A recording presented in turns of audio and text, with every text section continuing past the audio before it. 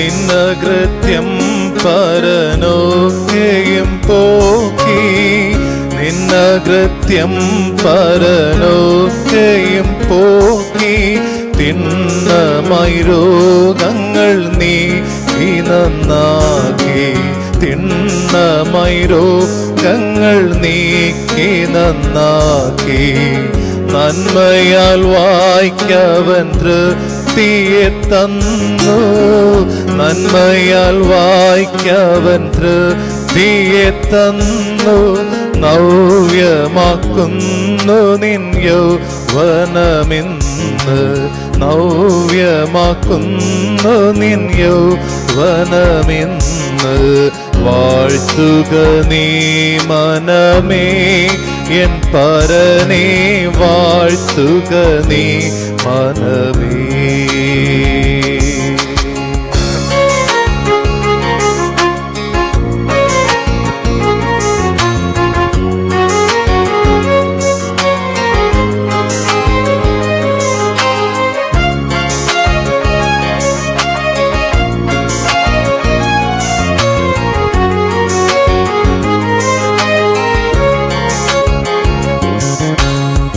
മക്കളിൽ കാരുണ്യം താതനെന്നോണം, മക്കളിൽ കാരുണ്യം താതനെന്നോണം,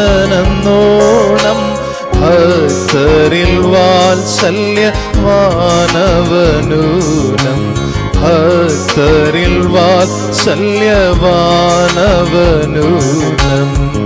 പുല്ലിനു തുല്യമീ ജീവിതം വയലിൽ, പുല്ലിനു തുല്യമീ ജീവിതം വയലിൽ, പൂവെന്ന പോലിതു പോകുന്നതുലവിൽ, പൂവെന്ന പോലിതു പോകും നീതുലവിൽ.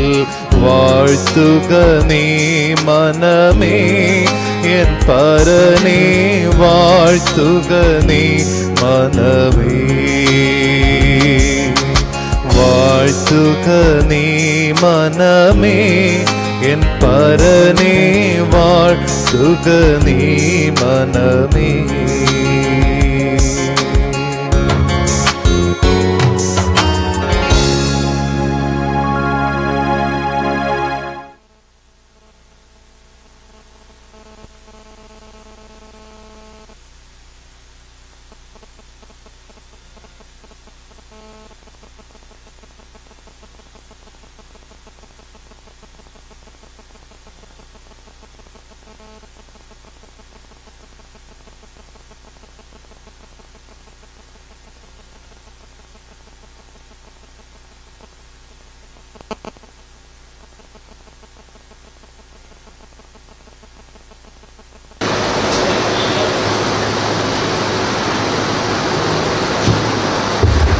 സഭയിലെ ശുശ്രൂഷകന്മാരും പ്രിയപ്പെട്ടവർ സ്റ്റേജിലേക്ക്. ജോർജ് കുട്ടി രാജൻ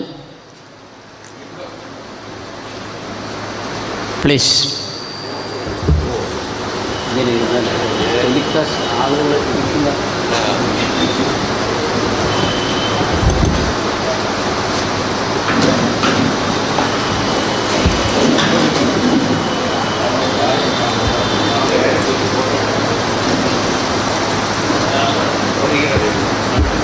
പുറയിലിരിക്കുന്ന സഹോദരന്മാർ ദയവേത് മുന്നോട്ട് കയറിയിരിക്കണം. ഇനി വരുന്നവർക്ക് ആ സ്ഥലം കിട്ടുമല്ലോ, പ്ലീസ് സഹകരിക്കണം.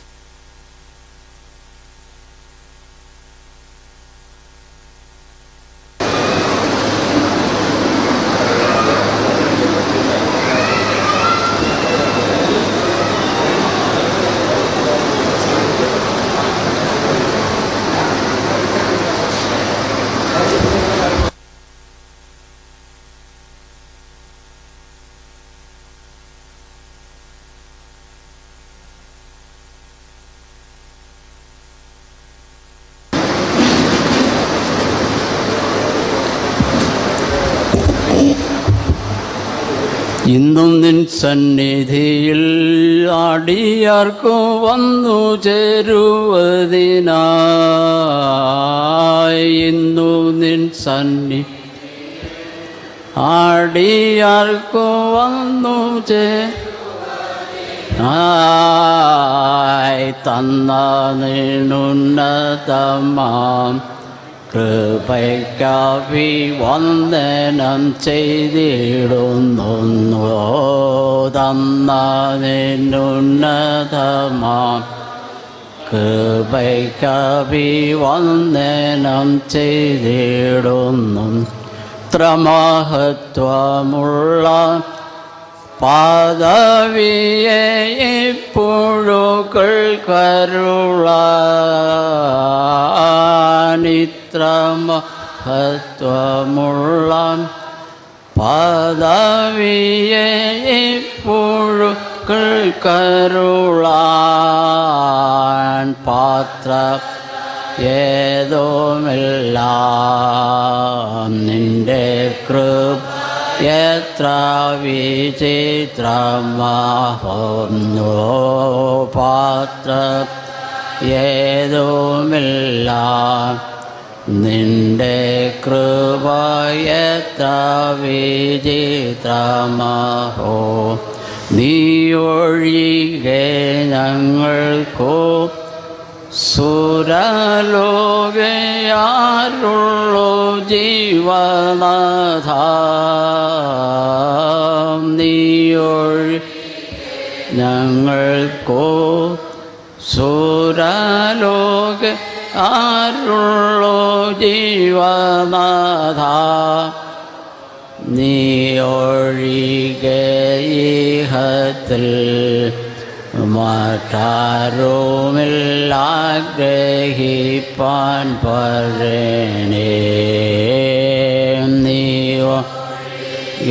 നീഹത്തിൽ മറ്റാരുമില്ലാഗ്രഹിപ്പാൻ. നമ്മുടെ ഇന്നത്തെ ശുശ്രൂഷയുടെ അനുഗ്രഹത്തിന് വേണ്ടി പ്രിയ സഹോദരൻ ജോർജ് കുട്ടി പ്രാർത്ഥിച്ച് സമാപനം ആരംഭിക്കുകയാണ്. നമുക്ക് പ്രാർത്ഥിക്കാം. ഞങ്ങളുടെ സ്നേഹവാനായ സ്വർഗീയ പിതാവാം ദൈവമേ, ഈ രാവിലെ സമയത്തിനായി ഞങ്ങളിവിടുത്തെ സ്തുതിക്കുന്നു. ഞങ്ങളുടെ ഈ വർഷത്തെ കൺവെൻഷൻ്റെ 3ാമത്തെ ദിവസത്തിലേക്കും ഞങ്ങളെ അവിടുന്ന് കൂട്ടിക്കൊണ്ടുവന്ന് ഓർത്ത് സ്തോത്രം ചെയ്യുന്നു. കഴിഞ്ഞ 2 ദിവസങ്ങളിൽ അനുഗ്രഹിക്കപ്പെട്ട ദൈവവചനം ഇവിടെ നിന്ന് ഘോഷിപ്പാൻ തക്കവണ്ണം അവിടുത്തെ ദാസന്മാർക്ക് ഇടയാക്കിയത് ഓർത്ത് സ്തോത്രം. ബൈബിൾ ക്ലാസ്സിനുള്ള ബന്ധത്തിലും കർത്താവെ, അടിയങ്ങൾക്ക് കഴിഞ്ഞ 2 ദിവസം തന്ന അനുഗ്രഹകരമായ വചന പഠനത്തിനായി ഞങ്ങൾ അവിടുത്തെ സ്തുതിക്കുന്നു. ഓരോ ദിവസവും അവിടുന്ന് ഞങ്ങളെ നടത്തുന്നു. കർത്താവെ, ഈ പ്രദേശത്ത് ഇങ്ങനെ ഒരു ഹോൾ നിർമ്മിക്കുന്നതിനും കർത്താവെ, ഇവിടെ ഈ ഞങ്ങളുടേതായിട്ടുള്ള കൺവെൻഷൻ്റെ പരിപാടി നടക്കുന്നതിനൊക്കെ ഇടയാക്കിയത് ഓർത്ത് സ്തോത്രം ചെയ്യുന്നു. കർത്താവെ, ഇന്നും കുടുംബ സംഗമത്തോടുള്ള ബന്ധത്തിൽ കർത്താവെ, അടിയങ്ങൾക്ക് ഇന്ന് കടന്നു വരുവാൻ ഇടയാക്കിയത് ഓർത്ത് സ്തോത്രം. കൂട്ടിക്കൊണ്ടുവന്ന എല്ലാ അവിടുത്തെ മക്കൾക്കായി ഞങ്ങൾ അവിടുത്തെ സ്തുതിക്കുന്നു.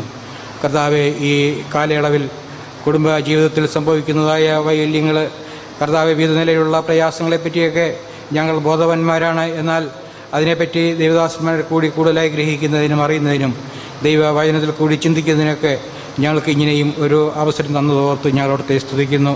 അതിനായി അവിടുത്തെ വിലയേറിയ ദാസൻ ചാണ്ടപ്പൽ ഹിബിനെ കൂട്ടിക്കൊണ്ടുവന്നതിനായി സ്തോത്രം. കർത്താവെ, അവിടുത്തെ ദാസനിൽ കൂടി അറിയിക്കപ്പെടുന്ന വചനം ഞങ്ങൾക്ക് ജീവിതത്തിൽ ഏറ്റവും അനുഗ്രഹമാക്കി തീർക്കണമേ എന്ന് അവിടുത്തോട് പ്രാർത്ഥിക്കുന്നു. കർത്താവെ, ഞങ്ങൾ അങ്ങേക്ക് വേണ്ടി കുടുംബമായിട്ട്, വ്യക്തികളായിട്ട്, സഭയായിട്ട് അങ്ങയുടെ സാക്ഷ്യം പുലർത്തിക്കൊണ്ട് അങ്ങേക്ക് പ്രയോജനമുള്ളവരായി ജീവിപ്പാൻ വരും ദിവസങ്ങളിൽ ഇതുമൂലം ഇടയാക്കണമേ എന്ന് അവിടുത്തോട് പ്രാർത്ഥിക്കുന്നു. കർത്താവെ, ഞങ്ങൾ ഈ സമയത്ത് ലോകമുഖം നടക്കുന്ന എല്ലാ പ്രവർത്തനങ്ങളെയും ഓർത്ത് പ്രാർത്ഥിക്കുന്നു. കർത്താവെ, ഞങ്ങളുടെ ഇടയിൽ വിവിധ നിലയിൽ പ്രയാസപ്പെടുന്ന ഭവനങ്ങളെ ഓർക്കുന്നു. കർത്താവെ, വാർദ്ധക്യത്തിൻ്റെ ക്ഷീണത്തിലും പ്രയാസത്തിലിരിക്കുന്നവരെ ഓർക്കുന്നു. രോഗികളായിരിക്കുന്നവരെയൊക്കെ ഓർത്ത് പ്രാർത്ഥിക്കുന്നു. കർത്താവെ, അല്പസമയം അവിടുത്തെ ഞങ്ങളിരിക്കട്ടെ. ആവശ്യമായ എല്ലാ സ്വർഗീയ ദൂതും അവിടെ ഞങ്ങൾക്ക് തരണമെന്ന് അവിടുത്തോട് പ്രാർത്ഥിക്കുന്നു. അവിടുത്തെ വിലയേറിയ സാന്നിധ്യം ഞങ്ങൾക്ക് ഉള്ളതുകൊണ്ട് സ്തോത്രം. എല്ലാ മാനവും മഹത്വവും അവിടെ നിൽക്കണമേ. കർത്താവിൻ്റെ രക്ഷിതാവുമായ യേശു ക്രിസ്തുവിൻ്റെ വിലയേറിയ നാമത്തിൽ അപേക്ഷിക്കുന്നു, കേൾക്കണമേ.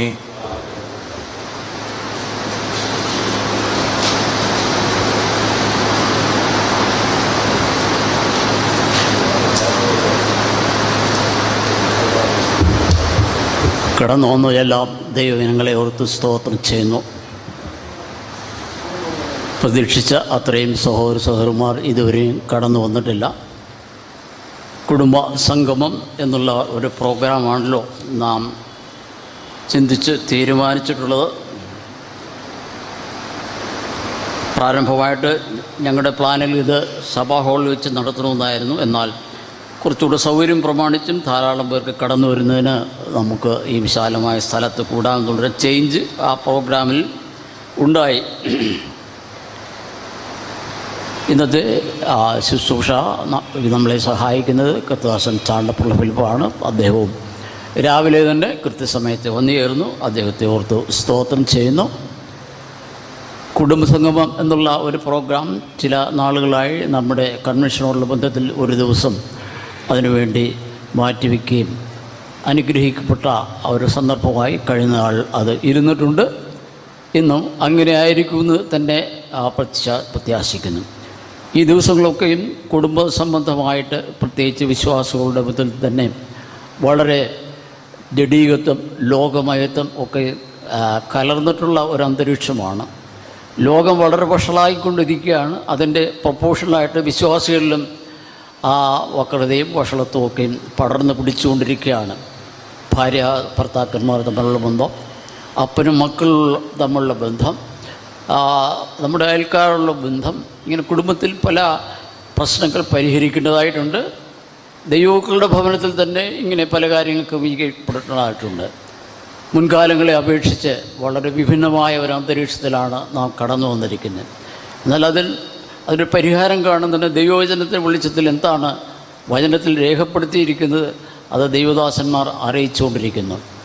നാം കഴിഞ്ഞ ദിവസമൊക്കെ കേട്ട പോലെ ഒരു അയഞ്ഞ ജീവിതം ആദ്യ ദിവസം നമുക്ക് കാണുന്നുണ്ട്. വിശ്വാസികളിൽ എല്ലാ കാര്യവും ഒരു അയഞ്ഞ ജീവിതം കടന്നു വന്നിരിക്കുകയാണ്. എല്ലാത്തിനും ഒരു മാർജിൻ കൊടുത്തത്.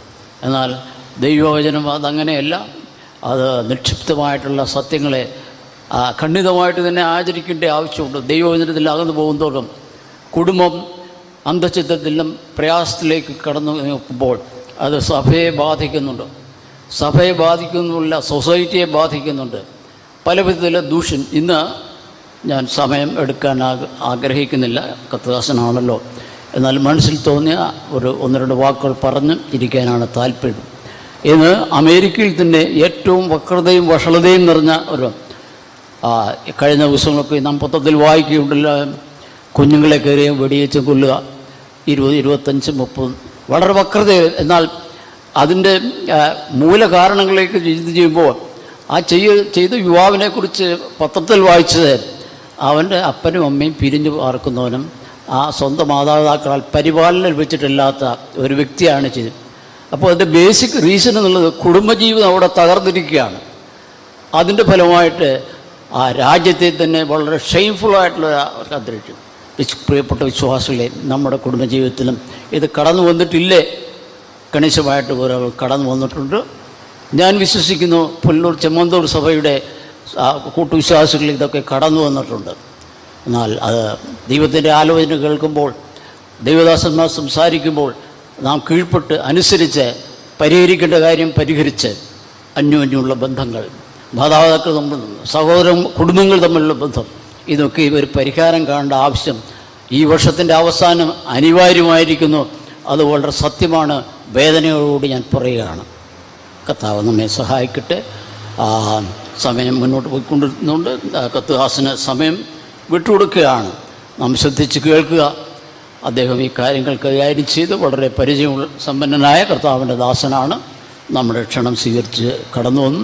വൈകുന്നേരം സുവിശേഷം സംസാരിക്കുന്നത് അദ്ദേഹമായിരിക്കും. 12 മണി എന്നുള്ളതാണ് നോട്ടീസിൽ. എന്നാൽ ഒരല്പം കൂടെ മുന്നോട്ട് പോയിരുന്നാലും കുഴപ്പമില്ല. നാം ലേറ്റായിട്ടാണ് തുടങ്ങിയത്. അതുകൊണ്ട് നാം പ്രാർത്ഥനയോട്ടിരിക്കുക. ദൈവത്തിൻ്റെ ആത്മാവേ എന്നോട് സംസാരിക്കണമേ, എൻ്റെ കുടുംബത്തോട് സംസാരിക്കണമേ, എൻ്റെ സഭയോട് സംസാരിക്കണമേ എന്നുള്ള പ്രാർത്ഥനയോട് നമുക്കിരിക്കാം. കണിശമായിട്ടും ദൈവത്തിൻ്റെ ആത്മാവ് നമ്മളെ സമൃദ്ധമായിട്ട് അനുഗ്രഹിക്കും എന്ന് വിശ്വസിക്കുന്നു. കർത്താവിൻ്റെ നാമം വാഴ്ത്തപ്പെടുവാറാകട്ടെ. കർത്താസൻ ചാണ്ടപ്പിള്ളയെ സമയമെടുക്കുന്നതിന് ക്ഷണിച്ചുകൊള്ളുന്നു.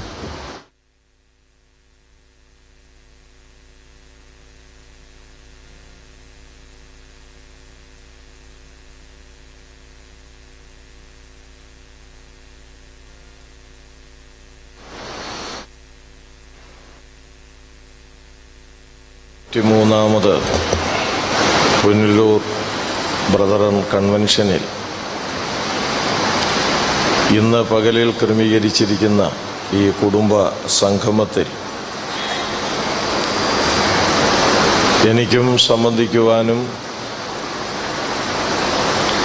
കുടുംബജീവിതത്തോട് ബന്ധപ്പെട്ട ഒരു സന്ദേശം നൽകുവാനും അവസരം ലഭിച്ചതിൽ ഞാൻ വളരെ സന്തോഷവാനാണ്.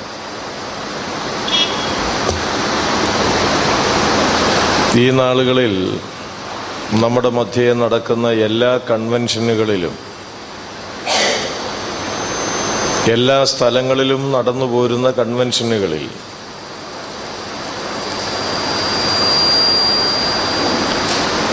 കുടുംബസംഗമം എന്ന ഒരു സമ്മേളനം നിർബന്ധമായും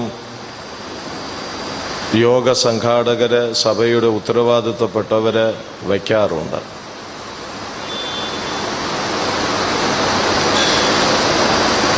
ഒരു ഐറ്റം എന്ന നിലയിൽ അത് വയ്ക്കുന്നുണ്ടോ എന്നെനിക്ക് പലപ്പോഴും തോന്നിപ്പോകാറുണ്ട്.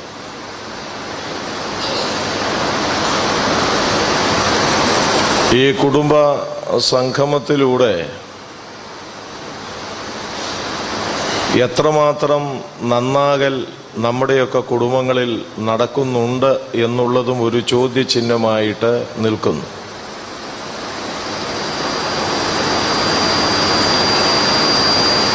ഞങ്ങളുടെയൊക്കെ നാട്ടിൽ താറാവിനേക്കാൾ അല്പം വലിപ്പമുള്ള, അല്പം ഖനമുള്ള ഒരു പക്ഷിവർഗത്തിൽപ്പെട്ട ഒരു ഇനമുണ്ട്.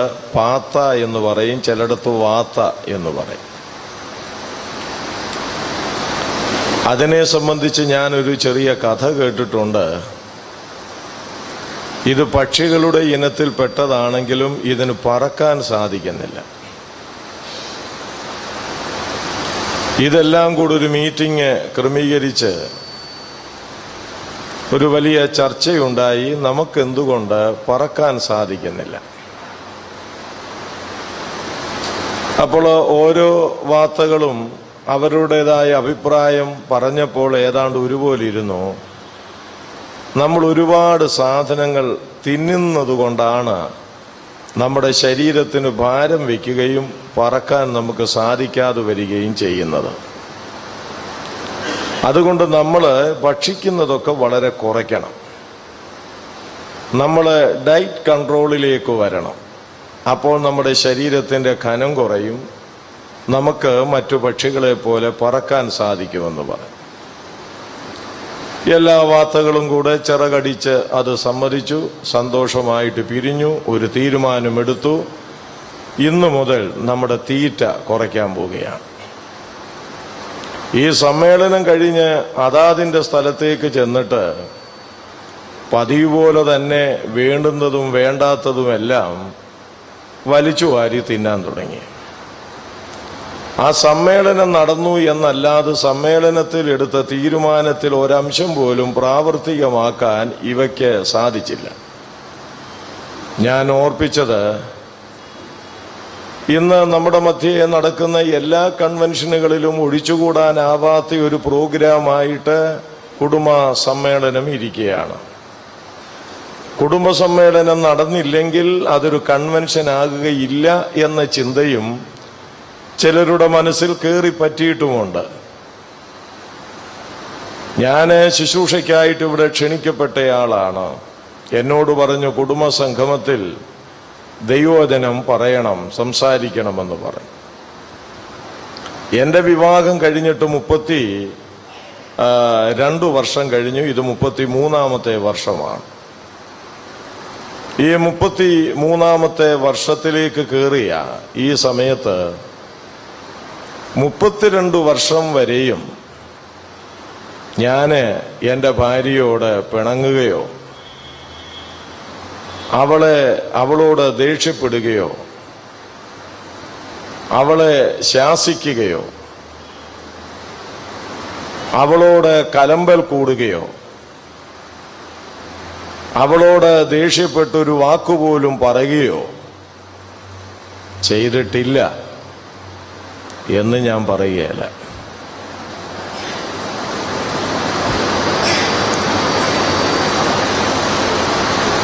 കുടുംബജീവിതത്തിൽ സാധാരണ വരുന്ന അഭിപ്രായ വ്യത്യാസങ്ങളും സ്വരച്ചേർച്ചയില്ലായ്മകളുമൊക്കെ എൻ്റെയും കുടുംബജീവിതത്തിൽ വന്നുപോയിട്ടുണ്ട്, വരാറുണ്ട്. ഇതൊന്നുമില്ലാത്ത ഒരു കുടുംബജീവിതം ആരെങ്കിലും നയിക്കുന്നെങ്കിൽ ഈ കുടുംബ സംഗമത്തിൽ അവര് ഇരിക്കണ്ട, അവർക്ക് എഴുന്നേറ്റ് പോകാം.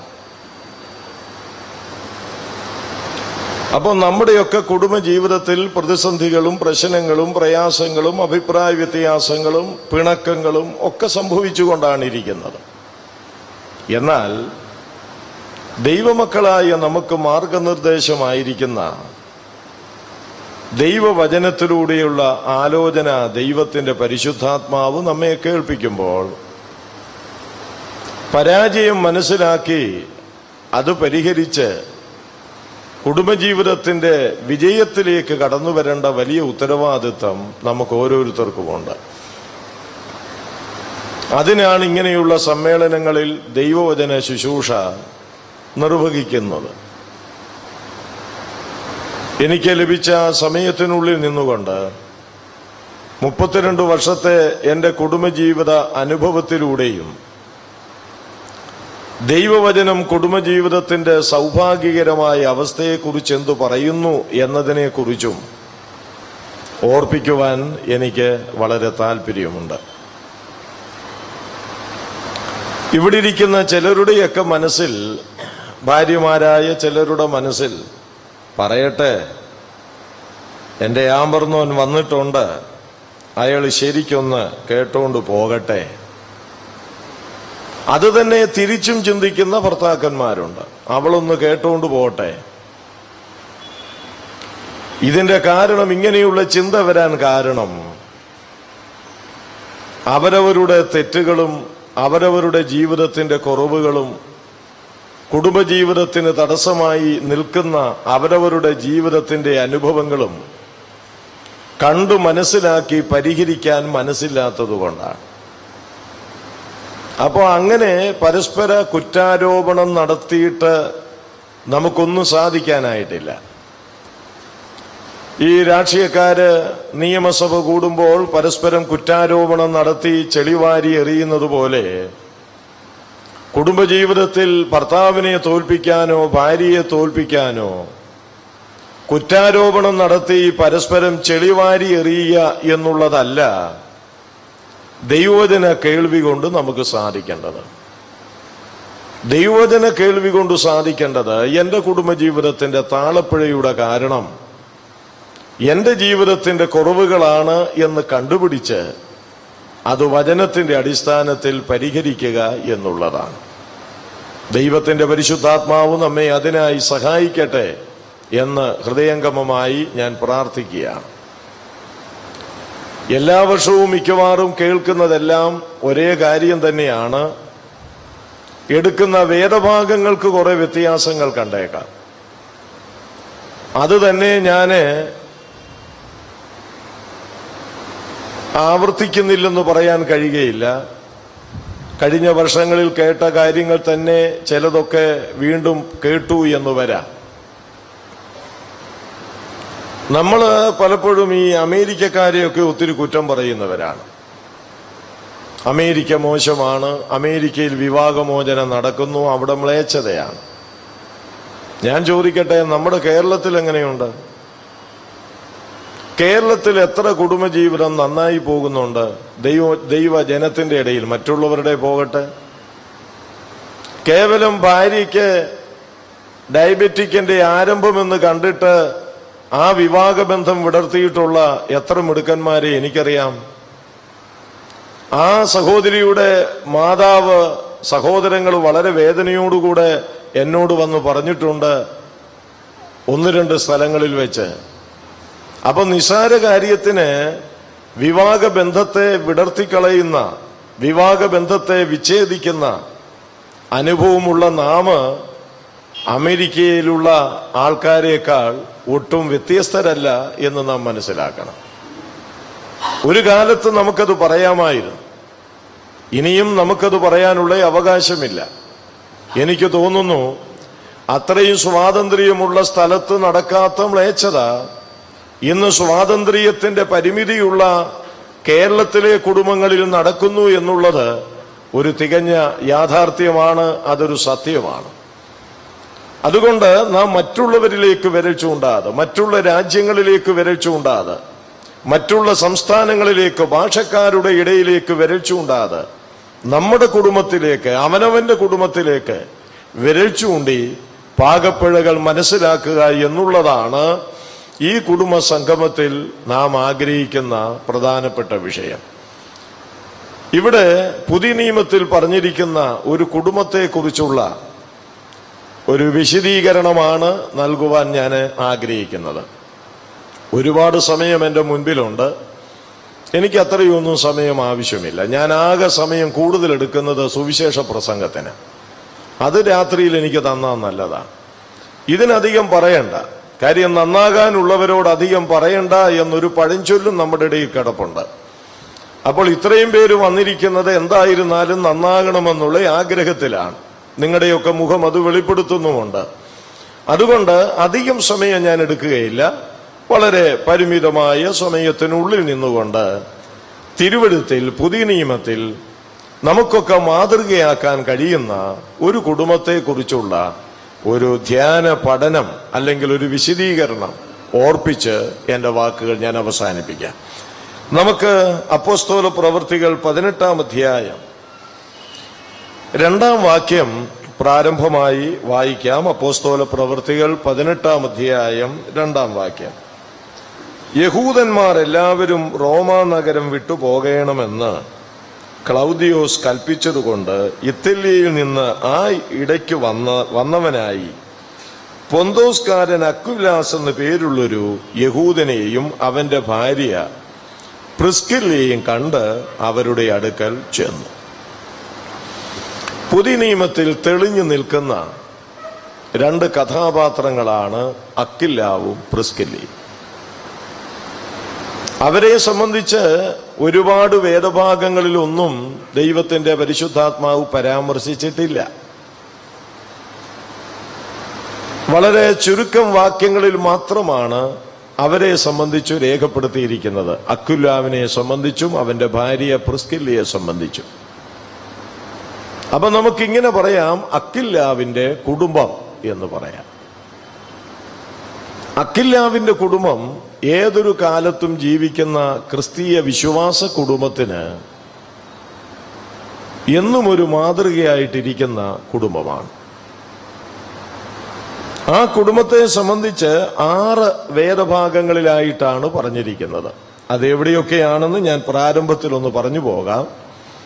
അപ്പോസ്തല പ്രവൃത്തികൾ 18-ന്റെ നാം ഇപ്പോൾ വായിച്ച 2-ാം വാക്യം, തുടർന്ന് 18-ാം വാക്യം, അതിനെ തുടർന്ന് 26-ാം വാക്യം,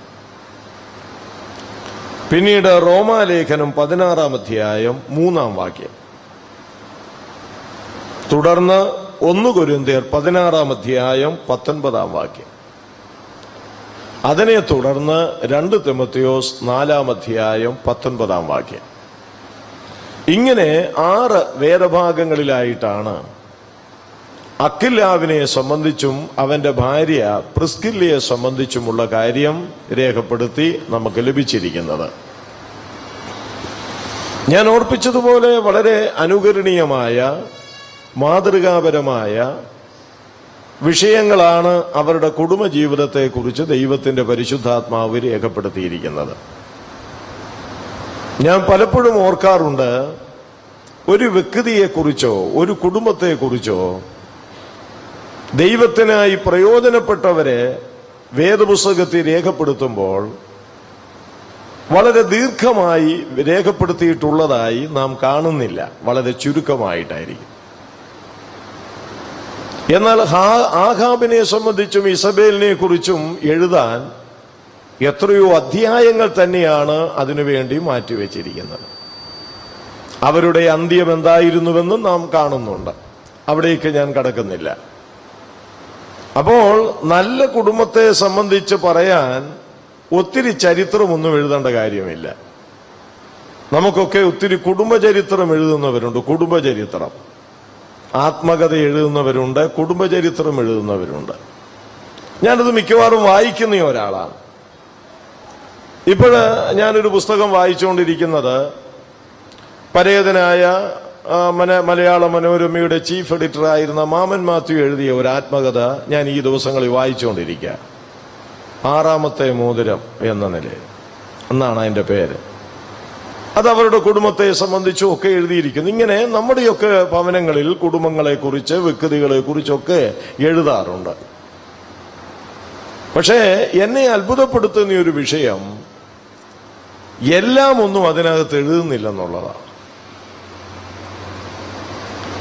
എല്ലാമൊക്കെ എഴുതിയിരുന്നെങ്കിൽ എത്ര നന്നായിരുന്നു. ഇവിടെയാണ് മനുഷ്യൻ എഴുതുന്ന പുസ്തകവും ബൈബിളും തമ്മിലുള്ള വ്യത്യാസം. ബൈബിളിൽ ദാവീദിനെ കുറിച്ചും ദാവീദിന്റെ കുടുംബത്തെക്കുറിച്ചും മക്കളെക്കുറിച്ചും ദാവീദിന്റെ പ്രവർത്തനങ്ങളെക്കുറിച്ചും ഒക്കെ എഴുതിയിട്ടുണ്ട്. അപ്പോൾ തന്നെ ദാവീദിന് വന്ന വീഴ്ചകളെക്കുറിച്ചും ബൈബിളിൽ എഴുതിയിട്ടുണ്ട്. പത്രോസിനെ കുറിച്ച് വളരെ വ്യക്തമായി എഴുതിയിട്ടുണ്ട്. കർത്താവ് അവനെ തെരഞ്ഞെടുത്ത ദിവസം മുതൽ കർത്താവിന് വേണ്ടി പ്രയോജനപ്പെട്ട ആ കാര്യങ്ങളെല്ലാം എഴുതിയിട്ടുണ്ട്. അപ്പോൾ തന്നെ കർത്താവിനെ തള്ളി പറഞ്ഞ കാര്യവും പത്രോസിനെ കുറിച്ച് ബൈബിളിൽ എഴുതിയിട്ടുണ്ട്. ഇതാണ് ഈ കാലഘട്ടത്തിലെ ആത്മകഥയും കുടുംബചരിത്രവും ബൈബിളും തമ്മിലുള്ള വ്യത്യാസം. കുടുംബചരിത്രത്തിൽ കുടുംബത്തിന്റെ വീഴ്ചകള് മറ്റുള്ളവരറിഞ്ഞാൽ അല്ലെങ്കിൽ അഭിമാനക്ഷതം ഉണ്ടാകുന്ന കാര്യങ്ങളൊന്നും അതിനകത്ത് എഴുതുകയില്ല. പ്രിയപ്പെട്ടവരെ, ഈ വ്യക്തികളെ കുറിച്ച്, അക്കില്ലാവ് പ്രിസ്കില്ലയെ കുറിച്ച് പുതിയ നിയമത്തിൽ 6 വേദഭാഗങ്ങളിലായിട്ട് എഴുതിയിരിക്കുന്നത് നിങ്ങൾ നോക്കിയാൽ അറിയാം. 1 2 വാചകങ്ങളിലാണ്, അല്ലെ 5 6 വാക്കുകളിലാണ് ഓരോ വേദഭാഗങ്ങളിലും എഴുതി വെച്ചിരിക്കുന്നത്. പക്ഷേ അവരെ സംബന്ധിച്ച് കുറച്ചേ എഴുതിയിട്ടുള്ളെങ്കിലും ഞാൻ ഓർപ്പിച്ചതുപോലെ ഏതൊരു കാലത്തുമുള്ള കുടുംബജീവിതങ്ങൾക്ക് ആരോഗ്യത്തെ നൽകുന്ന, ചൈതന്യം നൽകുന്ന, അവർക്ക് ഉശിര് നൽകുന്ന, ഉത്സാഹം വർദ്ധിപ്പിക്കുന്ന, ലക്ഷ്യബോധം വളർത്തുന്ന നല്ല നല്ല മാതൃകകൾ അവരുടെ കുടുംബജീവിതത്തെ സംബന്ധിച്ച് ദൈവത്തിന്റെ പരിശുദ്ധാത്മാവ് രേഖപ്പെടുത്തിയിട്ടുണ്ട്. ദൈവം നമ്മെ സഹായിക്കട്ടെ. ഈ ആലോചനകൾ നാം കേൾക്കുമ്പോൾ, ഒന്നാമത് ഈ കുടുംബത്തെ സംബന്ധിച്ച് എനിക്ക് ഓർപ്പിക്കുവാനുള്ളത്, ഇവര് യഹൂദന്മാരായിരുന്നു. അവിടെ ആ കാര്യം വ്യക്തമായി പറയുന്നുണ്ട്. പൊന്തോസ്കാരൻ അക്വിലാസ് എന്നു പേരുള്ളൊരു യഹൂദൻ എന്ന്. ഇന്ന് വളരെ പ്രശംസിക്കാൻ വകയുള്ള ഒരു സമൂഹമാണ് യഹൂദൻ എന്ന് പറയുന്നത്. അവർക്ക് പ്രശംസിക്കാൻ വകയുള്ള കാര്യങ്ങൾ തിരുവെഴുത്തിൽ 2 വേദഭാഗങ്ങളിൽ വ്യക്തമായി വെളിപ്പെടുത്തിയിട്ടുണ്ട്. ഞാനത് വായിപ്പിക്കുന്നില്ല. ഒന്നാമത് ഫിലിപ്പി ലേഖനം 3-ാം അധ്യായത്തിലാണ്. 2ാമത് റോമാലേഖനം 9-ാം അധ്യായത്തിലാണ്. 9-ാം അധ്യായത്തിന്റെ 4 മുതലുള്ള വേദഭാഗങ്ങളിൽ യഹൂദനുള്ള പ്രശംസിക്കാൻ വകയുള്ള കാര്യങ്ങൾ അവിടെ രേഖപ്പെടുത്തിയിട്ടുണ്ട്. അപ്പോൾ അങ്ങനെ സകല മതങ്ങളിലും വെച്ച് പ്രശംസിക്കാൻ വകയുള്ള, ഒരളവിൽ പറഞ്ഞാൽ നല്ല ആത്മീയ പാരമ്പര്യമുള്ള ഒരു സമൂഹത്തിലെ അംഗമായിരുന്നു അക്വിലാസ് എന്നുള്ളത് ഇവിടെ പറയുകയാണ്, യഹൂദൻ. അപ്പോൾ ഞാൻ പറയട്ടെ, കുടുംബജീവിതം നന്നാകണമെന്ന് വരികില് കുടുംബജീവിതം നയിക്കുന്നവര് യഹൂദന്മാരായിരിക്കണം.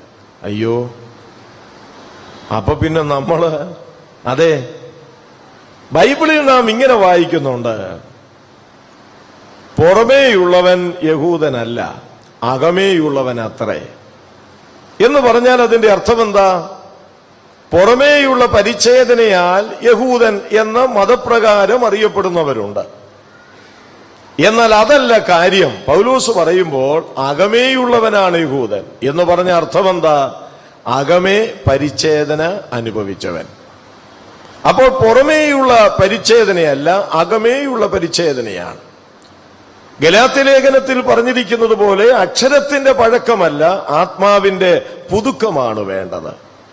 ഞാൻ പറയട്ടെ, കുടുംബജീവിതം ആരോഗ്യപരമായി മുൻപോട്ട് പോകണമെങ്കിൽ അകമേ പരിച്ഛേദനയേറ്റ യഹൂദന്മാരായിരിക്കണം നമ്മൾ.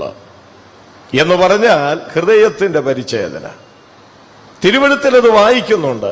അവരുടെ ചെവിക്കും ഹൃദയങ്ങൾക്കും പരിച്ഛേദന ഏറ്റിട്ടില്ലെന്നാണ്. അപ്പോൾ ചെവിക്ക് പരിച്ഛേദന വേണം, ഹൃദയങ്ങൾക്ക് പരിച്ഛേദന വേണം. ഹൃദയത്തിന് പരിച്ഛേദന ഉണ്ടാകുന്നത് വേദപുസ്തക ഭാഷ്യമനുസരിച്ച്, പുതിയ നിയമ ഭാഷ്യമനുസരിച്ച് രക്ഷിക്കപ്പെടുമ്പോഴാണ്. യേശുക്രിസ്തുവിനെ ഒരുവൻ ഹൃദയത്തിൽ സ്വന്തം രക്ഷിതാവും കർത്താവുമായി സ്വീകരിക്കുമ്പോൾ അവന്റെ ഹൃദയത്തിന് പരിച്ഛേദന ഉണ്ടാകുന്നു, അവന്റെ ഹൃദയത്തിന് മാറ്റം വരുന്നു, അവനൊരു പുതിയ സൃഷ്ടിയായി തീരുകയാണ്. പക്ഷേ ഒരു വസ്തുത ഓർക്കേണ്ടത്, അങ്ങനെ ക്രിസ്തുവിലായി തീർന്ന് ഹൃദയ പരിച്ഛേദനയേറ്റ് പുതിയ സൃഷ്ടികളായി തീർന്ന വിശ്വാസികളാൽ ഉൾക്കൊണ്ടതാണ് കുടുംബമെന്ന് വരികിലും ശരിയായ വിധത്തിൽ ഹൃദയ പരിച്ഛേദന അനുഭവത്തിൽ പ്രായോഗിക തലത്തിൽ കൊണ്ടുവരാത്ത അനേക വിശ്വാസികൾ കുടുംബജീവിതം നയിക്കുന്നുണ്ട്. അങ്ങനെയുള്ള കുടുംബങ്ങളിൽ പ്രശ്നമൊട്ട് ഒഴിയുകയുമില്ല, എന്നും പ്രശ്നമായിരിക്കും. ഹൃദയത്തിന് പരിച്ഛേദനയില്ലാത്ത ചില ആൾക്കാര്. പ്രിയപ്പെട്ടവരെ, ഹൃദയം ദിവസം തോറും രൂപാന്തരപ്പെട്ടുകൊണ്ടിരിക്കണം.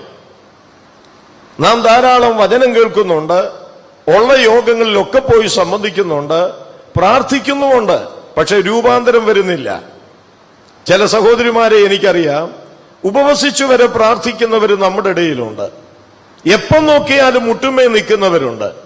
പക്ഷേ ഭർത്താവിനോടും മക്കളോടും കടിയമ്പട്ടിയെ പോലെ എപ്പോഴും ഇങ്ങനെ ദേഷ്യപ്പെട്ട് ചൂടായി എല്ലാത്തിനും കുറ്റം പറഞ്ഞ് ആക്രോശിച്ച് നിൽക്കുന്ന പല സഹോദരിമാരെ എനിക്കറിയാം. ഒരിക്കലൊരു സഹോദരി പറഞ്ഞത് ഞാൻ തുറന്നു പറയാം. അവരുടെ ഭർത്താവിനോട് പറഞ്ഞത് ഞാൻ മനസ്സിലാക്കിയതാണ്, നടന്നതുമാണ്. ആ ഭർത്താവ് ചോദിച്ചു, നീ തൊടുന്നതിനൊക്കെ ദേഷ്യപ്പെടുന്നത് എന്താ? നീ എപ്പോഴും നോക്കിയാലും പ്രാർത്ഥനയാണല്ലോ, പിന്നെന്തിനാ ഇങ്ങനെ ദേഷ്യപ്പെടുന്നത്? അവൾ അതിന് പറഞ്ഞ രണ്ട് കാരണം. ഒന്ന്, എന്റെ യൂട്രസ് മാറ്റിക്കളഞ്ഞു. രണ്ടാമത്തേത്, എനിക്ക് തൈറോയിഡിന്റെ അസുഖമുണ്ട്. ഡോക്ടർമാര് പറയുന്നത് യൂട്രസ് റിമൂവ് ചെയ്ത സ്ത്രീകൾക്ക്, തൈറോയിഡുള്ള സ്ത്രീകൾക്ക് ദേഷ്യം കൂടുമെന്ന്. അപ്പോൾ ഭർത്താവ് പറഞ്ഞു കൊടുത്തു, അതിനല്ലേ സഹായത്തിന് ദൈവകൃപയുള്ളത്? അങ്ങനെയാണെങ്കിൽ ശരീരശാസ്ത്രപ്രകാരം ദേഷ്യം വരാൻ കൂടുതൽ ഉണ്ടാകാനുള്ള കാരണം അതാണെങ്കിൽ അവളോട് പറഞ്ഞു, അതിനല്ലേ നിന്നെ സഹായിപ്പാൻ ദൈവകൃപയുള്ളത്. ഞാൻ പറയുന്നത് മനസ്സിലാകുന്നുണ്ടോ? അതുകൊണ്ട് കുടുംബജീവിതത്തിൽ അന്തഃഛിദ്രമുണ്ടാക്കുന്ന, ഭർത്താവിനോട് എപ്പോഴും ചൂടുപിടിച്ച് സംസാരിക്കുന്ന സഹോദരിമാരിവിടെ ഉണ്ടെങ്കിൽ നിശ്ചയമായും ഈ യോഗത്തിൽ നിങ്ങൾക്ക് കൈകൊണ്ടല്ലാത്ത ദൈവവചന പ്രകാരമുള്ള ഒരു ഹൃദയ പരിച്ഛേദന നിങ്ങൾക്കുണ്ടാകണം. ഒരിക്കല് മാരാമണ്ണിൽ താമസിക്കുന്ന മർത്തോമക്കാരുടെ വലിയ മെത്രാപ്പോലീത്ത ക്രിസോസ്റ്റം, അദ്ദേഹം മദ്യവർജന സമ്മേളനത്തിൽ ഇങ്ങനെ പറഞ്ഞു. കുറെ സ്ത്രീകളും പുരുഷന്മാരും ഒക്കെ വന്നിട്ടുണ്ട്. അത് മാരാമൺ കൺവെൻഷനിൽ നടന്ന ഒരു സമ്മേളനമാണ്. അദ്ദേഹം സ്ത്രീകളെ നോക്കിയിട്ട് ഇങ്ങനെ പറഞ്ഞു, ഈ പുരുഷന്മാരാരും കുടിക്കരുത് എന്ന് ആഗ്രഹിക്കുന്നവരാ, പക്ഷെ അവരെ കുടിയന്മാരാക്കുന്നത് നിങ്ങളാണെന്ന് പറഞ്ഞു. ഒരർത്ഥത്തിൽ അത് ശരി തന്നെയാണ്. വീട്ടിൽ ഈ സ്ത്രീ നിമിത്തമായി പൊറുതിമുട്ടുമ്പോൾ, നമ്മളാരും ചെയ്യുന്നില്ലെങ്കിലും പൊറുതിമുട്ടുമ്പോൾ, എന്നാൽ ഇവളോട് ചിലർ ആണുങ്ങൾക്ക് ഭാര്യമാരോട് സംസാരിക്കണമെങ്കിൽ ഇത് ഉള്ളിൽ ചെന്നെങ്കിലേ പറ്റുകയുള്ളൂ. ചിലർക്ക് അങ്ങനെയാ ഈ ധൈര്യം വരുന്നത്. അതുകൊണ്ടാണ് ഇവര് ഷാപ്പിൽ പോയി കുടിക്കുന്നതെന്ന് അദ്ദേഹം പറയുകയുണ്ടായി. ഒരളവോളം അത് ശരിയാ. ഇവിടെ ഇരിക്കുന്ന സഹോദരിമാരോട് ഞാൻ പറയട്ടെ, നിങ്ങളുടെ പുരുഷൻ ചൂടാകുന്നുണ്ടോ? നിങ്ങളുടെ പുരുഷൻ കോപിക്കുന്നുണ്ടോ? നിങ്ങളിലേക്ക് ഇറങ്ങി ചിന്തിക്കണം. അകാരണമായ എന്റെ സംസാര നിമിത്തമായിട്ടല്ലേ? ഞാൻ അദ്ദേഹത്തോടൊരു ഭർത്താവെന്ന വിധത്തിൽ ഇടപെടാത്തത് കൊണ്ടല്ലേ എന്ന് സ്വയം പരിശോധനയ്ക്ക് വിധേയപ്പെടുത്താതെ നാം ഭർത്താവിന്റെ നേരെ വിരൽ ചൂണ്ടി കുറ്റം പറഞ്ഞിട്ട് യാതൊരു കാര്യവുമില്ല. അതുപോലെ തന്നെ ഭർത്താക്കന്മാരോടും എനിക്കതാണ് പറയാനുള്ളത്. നമുക്കൊരു ഹൃദയപരിച്ഛേദന വേണം. ഹൃദയപരിച്ഛേദന ജീവിതമെന്ന് രൂപാന്തരപ്പെട്ടുകൊണ്ടിരിക്കണം. നമ്മെ രൂപാന്തരപ്പെടുത്താൻ മതിയായ ശക്തിയുള്ള വചനമാണ് ഈ വിശുദ്ധ തിരുവെഴുത്തിൽ രേഖപ്പെടുത്തി നമുക്ക് നൽകിയിരിക്കുന്നത്. നാം അത് കേൾക്കുന്നവരാണ്, നാം അത് വായിക്കുന്നവരാണ്. ഈ 2012 പറഞ്ഞ പിന്നെ ഉൽപ്പത്തി മുതൽ വെളിപ്പാട് വരെയുള്ള പുസ്തകം 2 പ്രാവശ്യമെങ്കിലും വായിച്ചു തീർത്തിട്ടുള്ളവര് ഇവിടെ ഇരിപ്പില്ലേ? കാനത്തിന്റെ നോവൽ വായിക്കുന്നത് പോലെ അത് വായിച്ചു തീർത്തത് കൊണ്ട് കാര്യമൊന്നുമാകുകയില്ല. ഈ വചനം വായിക്കുന്തോറും അത് നമ്മുടെ ഹൃദയത്തോട് ഇടപെടണം, നമ്മുടെ ഹൃദയത്തോട് സംസാരിക്കണം, നമ്മുടെ ഹൃദയത്തെ അത് ശുദ്ധീകരിക്കണം, നമ്മുടെ ഹൃദയത്തിൽ അത് പരിച്ഛേദന കഴിക്കണം, നമ്മുടെ ഹൃദയത്തെ അത് രൂപാന്തരപ്പെടുത്തണം. ഇല്ല എന്ന് വന്നാൽ ആരോഗ്യപരമായ ഒരു കുടുംബജീവിതം നയിപ്പാൻ നമുക്ക് സാധിക്കുകയില്ല. ആകയാൽ പ്രിയപ്പെട്ടവരെ, ഹൃദയ പരിച്ഛേദന അനുഭവിക്കുന്ന ആത്മീയ യഹൂദരായിട്ട് നാം കുടുംബജീവിതം നയിക്കണം. എങ്കിൽ അക്കില്ലാവിനെ പോലെ പ്രിസ്കില്ലയെ പോലെ നല്ലൊരു കുടുംബ ബന്ധത്തിൽ മുൻപോട്ട് പോകാനായിട്ട് കഴിയും എന്നതിന് സംശയമില്ല. രണ്ടാമത് മറ്റൊരു കാര്യം ഞാൻ ഇവരെ സംബന്ധിച്ച് ഓർപ്പിക്കാൻ ആഗ്രഹിക്കുന്നത് ഇവരുടെ പേരുകളുടെ അർത്ഥമാണ്. ഇവരുടെ പേരുകൾക്ക് മനോഹരമായ അർത്ഥങ്ങളുണ്ട്. അക്കില്ലാസ് എന്ന പേരിന്റെ അർത്ഥം കഴുകൻ എന്നാണ്, കഴുകൻ. പ്രിസ്കില്ല എന്ന പേരിനർത്ഥം പ്രാവ് എന്നാണ്. കഴുകനും പ്രാവും രണ്ടും പക്ഷികളാ, കഴുകനും പ്രാവും. അപ്പോ അക്കില്ലാസ് സമം കഴുകൻ, പ്രിസ്കില്ല സമം പ്രാവ്. എന്താ ഈ പക്ഷികളെ കുറിച്ച് നമുക്കറിയാം. കഴുകനെ സംബന്ധിച്ചും പ്രാവിനെ കുറിച്ചും വേദപുസ്തകം പറയുന്നുണ്ട്, ഇല്ലേ? പറയുന്നുണ്ട്. കഴുകനെ സംബന്ധിച്ച് നാം യെശയ്യാ പ്രവാചകന്റെ പുസ്തകത്തിൽ കാണുന്നുണ്ട്. 40-ാം അധ്യായത്തിൽ എന്താ? യഹോവയെ ഒന്ന് പറഞ്ഞേ, യഹോവയെ ഒന്ന് ഉറച്ചു പറ. യഹോവയെ കാത്തിരിക്കുന്നവർ ശക്തിയെ പുതുക്കും, അവർ കഴുകന്മാരെ പോലെ ചിറകടിച്ചുയരും. എന്റെ വാത്സല്യ സഹോദരന്മാരോട് ഞാൻ ആദ്യം പറയട്ടെ, നമ്മുടെ ഓരോരുത്തരുടെയും കുടുംബജീവിതം അനുഗ്രഹപ്രദമായി തീരണമെങ്കിൽ ഉയരത്തിലേക്കുള്ള ഒരു പറക്കൽ നമുക്കുണ്ടാകണം. ഉയരത്തിലേക്കുള്ള പറക്കൽ. ഇന്ന് ചില സഹോദരന്മാർക്ക് ഈ ഭൂമിയിലുള്ളത് ആണ് ദർശനം. അവരുടെ പറക്കൽ മുഴുവൻ ഈ ഭൂമിയെ ചുറ്റിപ്പറ്റി. നേടിയിട്ടും ഒന്നും പോരാ. എനിക്കറിയാം, ഈ ഗൾഫ് നാടുകളിലൊക്കെ ചെന്നാൽ കേട്ടോ, ഒരു 60, 65, 70, 75 വയസ്സുള്ളവരൊക്കെ ഇപ്പോഴും അവിടെ ജോലി ചെയ്യുക. ഒരിക്കൽ ഞാനൊരു അച്ഛനോട് ചോദിച്ചു, പോകാറായില്ലേ എന്ന് ചോദിച്ചു. അച്ഛന് പോകാറായില്ലേ? മക്കൾക്ക് വേണ്ടി ചരിതിക്കാനേ ബൈബിളിൽ പറഞ്ഞിട്ടുള്ളൂ, കൊച്ചുമക്കൾക്ക് വേണ്ടി ചരിതിക്കാൻ ബൈബിളിൽ പറഞ്ഞിട്ടില്ല. അത് അവരുടെ അപ്പന്മാര് ചരിതിച്ചുകൊള്ളും. പറഞ്ഞത് മനസ്സിലായില്ലേ? ഇന്ന് ഭൂമിയിലെ കാര്യങ്ങളങ്ങ് നേടിയെടുക്കാനുള്ള ആക്രാന്ത നിമിത്തം സഹോദരന്മാര് മനസ്സിലാക്കണം. നമ്മുടെയൊക്കെ പഴമക്കാര് പറയുന്നത് പോലെ എങ്ങനെയെങ്കിലും 10 പുത്തൻ ഉണ്ടാക്കണം. എസ്റ്റേറ്റ് അല്ലെങ്കിൽ മറ്റ് കമ്പനി, വീടുമായിട്ട് വലിയ ബന്ധമില്ല. ഏത് നിമിഷത്തിലും എസ്റ്റേറ്റില്, ഏത് നിമിഷത്തിലും കമ്പനിയില്. അതുകൊണ്ട് കുടുംബബന്ധം ശരിയായ വിധത്തിൽ മുൻപോട്ട് കൊണ്ടുപോകാൻ കഴിയുന്നില്ല. ഇന്ന് കമ്മ്യൂണിക്കേഷൻ ഗ്യാപ്പ് എന്ന് പറഞ്ഞാൽ ആശയവിനിമയ വിടവ് ധാരാളം കുടുംബജീവിതത്തിലുണ്ട്. ഈ പുള്ളി വീട്ടിലോട്ട് വന്നു കഴിഞ്ഞാൽ കമ്പ്യൂട്ടർ അറിയാവുന്ന ഭർത്താവാണെങ്കിൽ അതിന് മുൻപിൽ അങ്ങിരിക്കും. എന്തൊക്കെയാ ചെയ്യുന്നതെന്ന് ഈ പൊട്ടി പെണ്ണുമ്പിള്ളയ്ക്ക് അറിഞ്ഞുകൂടാ. കാര്യം അവർക്ക് ഈ മൊബൈൽ ഫോൺ പോലും നന്നായിട്ട് ഉപയോഗിക്കാൻ അറിഞ്ഞുകൂടാ. പുള്ളി ഇമെയിലും ആമെയിലും ഒക്കെ അയക്കുന്നെന്നാ പറയുന്നത്. ആർക്കായി എന്തോവാ ആർക്കറിയാം. സ്ഥിരം ഇതിന്റെ മുമ്പിലായിരിക്കുന്നത്. ഇവളോടൊന്നും മിണ്ടാൻ നേരമില്ല. ഈ ഭാര്യ ഇയാളുടെ വരവും കാത്ത് വീട്ടിലിരിക്കുക. പുള്ളി ഇപ്പം വരും, കാപ്പി അനത്തി അതിൻ്റെതായ സാഹചര്യങ്ങളൊക്കെ ഒരുക്കി നിൽക്കുക. പുള്ളി ഓടി വന്നൊരു കുളിയും കഴിഞ്ഞേച്ച് ചായയും കുടിച്ച് ഉണ്ടാക്കി വെച്ചിരിക്കുന്ന ശാപ്പാടും തിന്ന് നീ കഴിച്ചല്ലോ അല്ലേ എന്നും പറഞ്ഞേച്ചു മേൽത്തട്ടുണ്ടെങ്കിൽ അങ്ങോട്ട് ഓടുക. കമ്പ്യൂട്ടറിന്റെ മുമ്പിൽ അവിടെ ഇരിക്കുക. ഞാൻ യഹോവയെ എപ്പോഴും എന്റെ മുമ്പിൽ വെച്ചിരിക്കുന്നു എന്ന് പറയുന്നത് പോലെ ചില പുരുഷന്മാര്, വിശേഷിച്ച് ഇന്നത്തെ ചെറുപ്പക്കാര്, കമ്പ്യൂട്ടറാണ് മുമ്പിൽ എപ്പം നോക്കിയാൽ. ഉപദേശമാരും മോശമല്ല. ഉപദേശമാര് പലരും ഇന്ന് നെറ്റിനകത്താ. പണ്ടവര് നെറ്റ് വിട്ടു, ഇന്ന് പലരും നെറ്റിനകത്താ. അപ്പൊ ഞാൻ പറഞ്ഞതിന്റെ സാരം എന്താന്ന് ചോദിച്ചാൽ, കമ്പ്യൂട്ടർ വേണം, ഇത് കമ്പ്യൂട്ടർ യുഗമാണ്, ഇന്ന് കമ്പ്യൂട്ടർ ഇല്ലാതെ ഒന്നും നടക്കുകയല്ല. പക്ഷെ കുടുംബ ബന്ധത്തെ ശിഥിലീകരിച്ചുകൊണ്ട്, കമ്മ്യൂണിക്കേഷൻ ഗ്യാപ്പ് ഉണ്ടാക്കിക്കൊണ്ട്, കുടുംബജീവിതത്തിൽ അസ്വസ്ഥതയുണ്ടാക്കിക്കൊണ്ട് ഒരു കമ്പ്യൂട്ടർ യുഗം നമ്മുടെ ഭവനത്തിൽ നാം കെട്ടിപ്പടുക്കേണ്ട ആവശ്യമില്ല. മനസ്സിലാകുന്നുണ്ടോ? പിള്ളേര് വന്നാൽ എങ്ങോട്ടാ പോകുന്നത്? അവരും വന്നാൽ കമ്പ്യൂട്ടറിലേക്കാ. ഞാൻ ഈ സഹോദരിമാരുടെ പക്ഷത്ത് നിന്നുകൊണ്ട് ആ കാര്യം പറയാൻ എനിക്ക് താല്പര്യമുണ്ട്. ഇതുങ്ങൾ ഏകയായിട്ട് അടുക്കളയിലും കടപ്പമുറിയിലും ഡൈനിങ് ടേബിളിലുമായിട്ട് ഇങ്ങനെ കറങ്ങുക. മക്കൾക്ക് അവരോട് മിണ്ടാൻ നേരമില്ല, ഭർത്താവിന് മിണ്ടാൻ നേരമില്ല. ഇനി ഭർത്താവ് മിണ്ടിയാൻ തന്നെ ഉണ്ടല്ലോ ഹെഡ് ലെവൽ സംഭാഷണമാണ്, ഹാർട്ട് ലെവൽ അല്ല, ഹെഡ് ലെവൽ, ബൗദ്ധികമായിട്ടൊക്കെയാ സംസാരിക്കുന്നത്. എന്റെ പൊന്നു സഹോദരന്മാർ, ഇതുങ്ങൾക്ക് ബൗദ്ധിക സംഭാഷണമൊന്നും അല്ല അതുങ്ങൾക്ക് വേണ്ടത്, ഹാർട്ട് ലെവൽ കമ്മ്യൂണിക്കേഷൻ, ഹൃദയംഗമമായ കമ്മ്യൂണിക്കേഷൻ, അതാണ് അവർക്ക് വേണ്ടത്. അവരതിനു വേണ്ടിയാണ് കാത്തിരിക്കുന്നത്. ചില പെണ്ണുങ്ങള് പറയാറുണ്ട്, നാട്ടിലുള്ള സകലരോടും മിണ്ടാൻ പുള്ളിക്ക് നേരമുണ്ട്, വീട്ടിൽ വന്ന് മിണ്ടാൻ നേരമില്ല. കുറെ സാരി വാങ്ങിച്ചു കൊടുത്തിട്ട് കാര്യമില്ല. പറയുന്നത് മനസ്സിലാകുന്നുണ്ടോ? ഇന്ന് 3 കളറിലും 4 കളറിലും ഒക്കെ ഉള്ള സാരികളുണ്ടല്ലോ, ഇല്ലേ? അതൊക്കെ കുറെ വാങ്ങിച്ചു കൊടുത്തിട്ട് ഒരു കാര്യവുമില്ല. ഇഷ്ടംപോലെ തുണി വാങ്ങിച്ചു കൊടുത്തിട്ടോ, ഇഷ്ടംപോലെ ആഹാര സാധനങ്ങൾ വാങ്ങിച്ചു കൊടുത്തിട്ടോ, കുറെ പണം അവരുടെ ബാങ്കിൽ ഇട്ടിട്ടോ ഒന്നും കാര്യമില്ല. അവർക്കാവശ്യം നീ ഹൃദയംഗമമായി അവളോട് സംസാരിക്കുക എന്നുള്ളതാ. അത് വീട്ടിൽ നടക്കുന്നുണ്ടോ?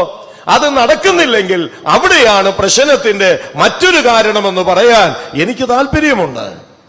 അവര് സ്വന്തം പിതാവിനെയും മാതാവിനെയും സഹോദരങ്ങളെയും വിട്ടിട്ട് നമ്മുടെ കൈക്ക് പിടിച്ചുകൊണ്ടല്ലേ നമ്മുടെയൊക്കെ വീടുകളിലേക്ക് അതുങ്ങൾ കടന്നു വന്നത്?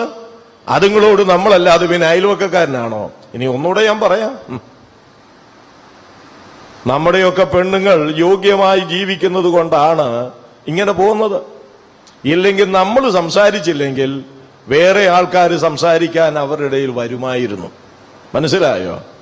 അവര് യോഗ്യരായിട്ടൊക്കെ പോകുന്നത് കൊണ്ട് നിങ്ങൾ രക്ഷപ്പെട്ടു പോകുന്നു. അതുകൊണ്ട് സഹോദരിമാർക്ക് നല്ലൊരു കമ്മ്യൂണിക്കേഷൻ അവർ ആഗ്രഹിക്കുന്നുണ്ട്. അതുങ്ങൾ അങ്ങനത്തെ ഒരു സെറ്റപ്പാ അതുങ്ങൾക്കുള്ളത്. എന്റെ ഭാഷയിൽ പറഞ്ഞാൽ അങ്ങനെ ഒരു സെറ്റപ്പാ അവർക്ക്. ഇതുങ്ങൾക്കാകപ്പാട് നമുക്കാണ് ഓഫീസ്, അതിന്റെ മേലിലുള്ളത് ബോസിന്റെ, പിന്നെ എസ്റ്റേറ്റ്, അത് ഇത്. ഇതുങ്ങൾക്കാകപ്പാട് ചെറിയൊരു ഗോളം മാത്രമേ ഉള്ളൂ, ഭർത്താവും മക്കളും. യോശുവ പറഞ്ഞു, ഞാനും എന്റെ കുടുംബവും. അവർക്ക് അതിനപ്പുറം അവർക്കൊരു ചിന്തയില്ല. മനസ്സിലാക്കണം.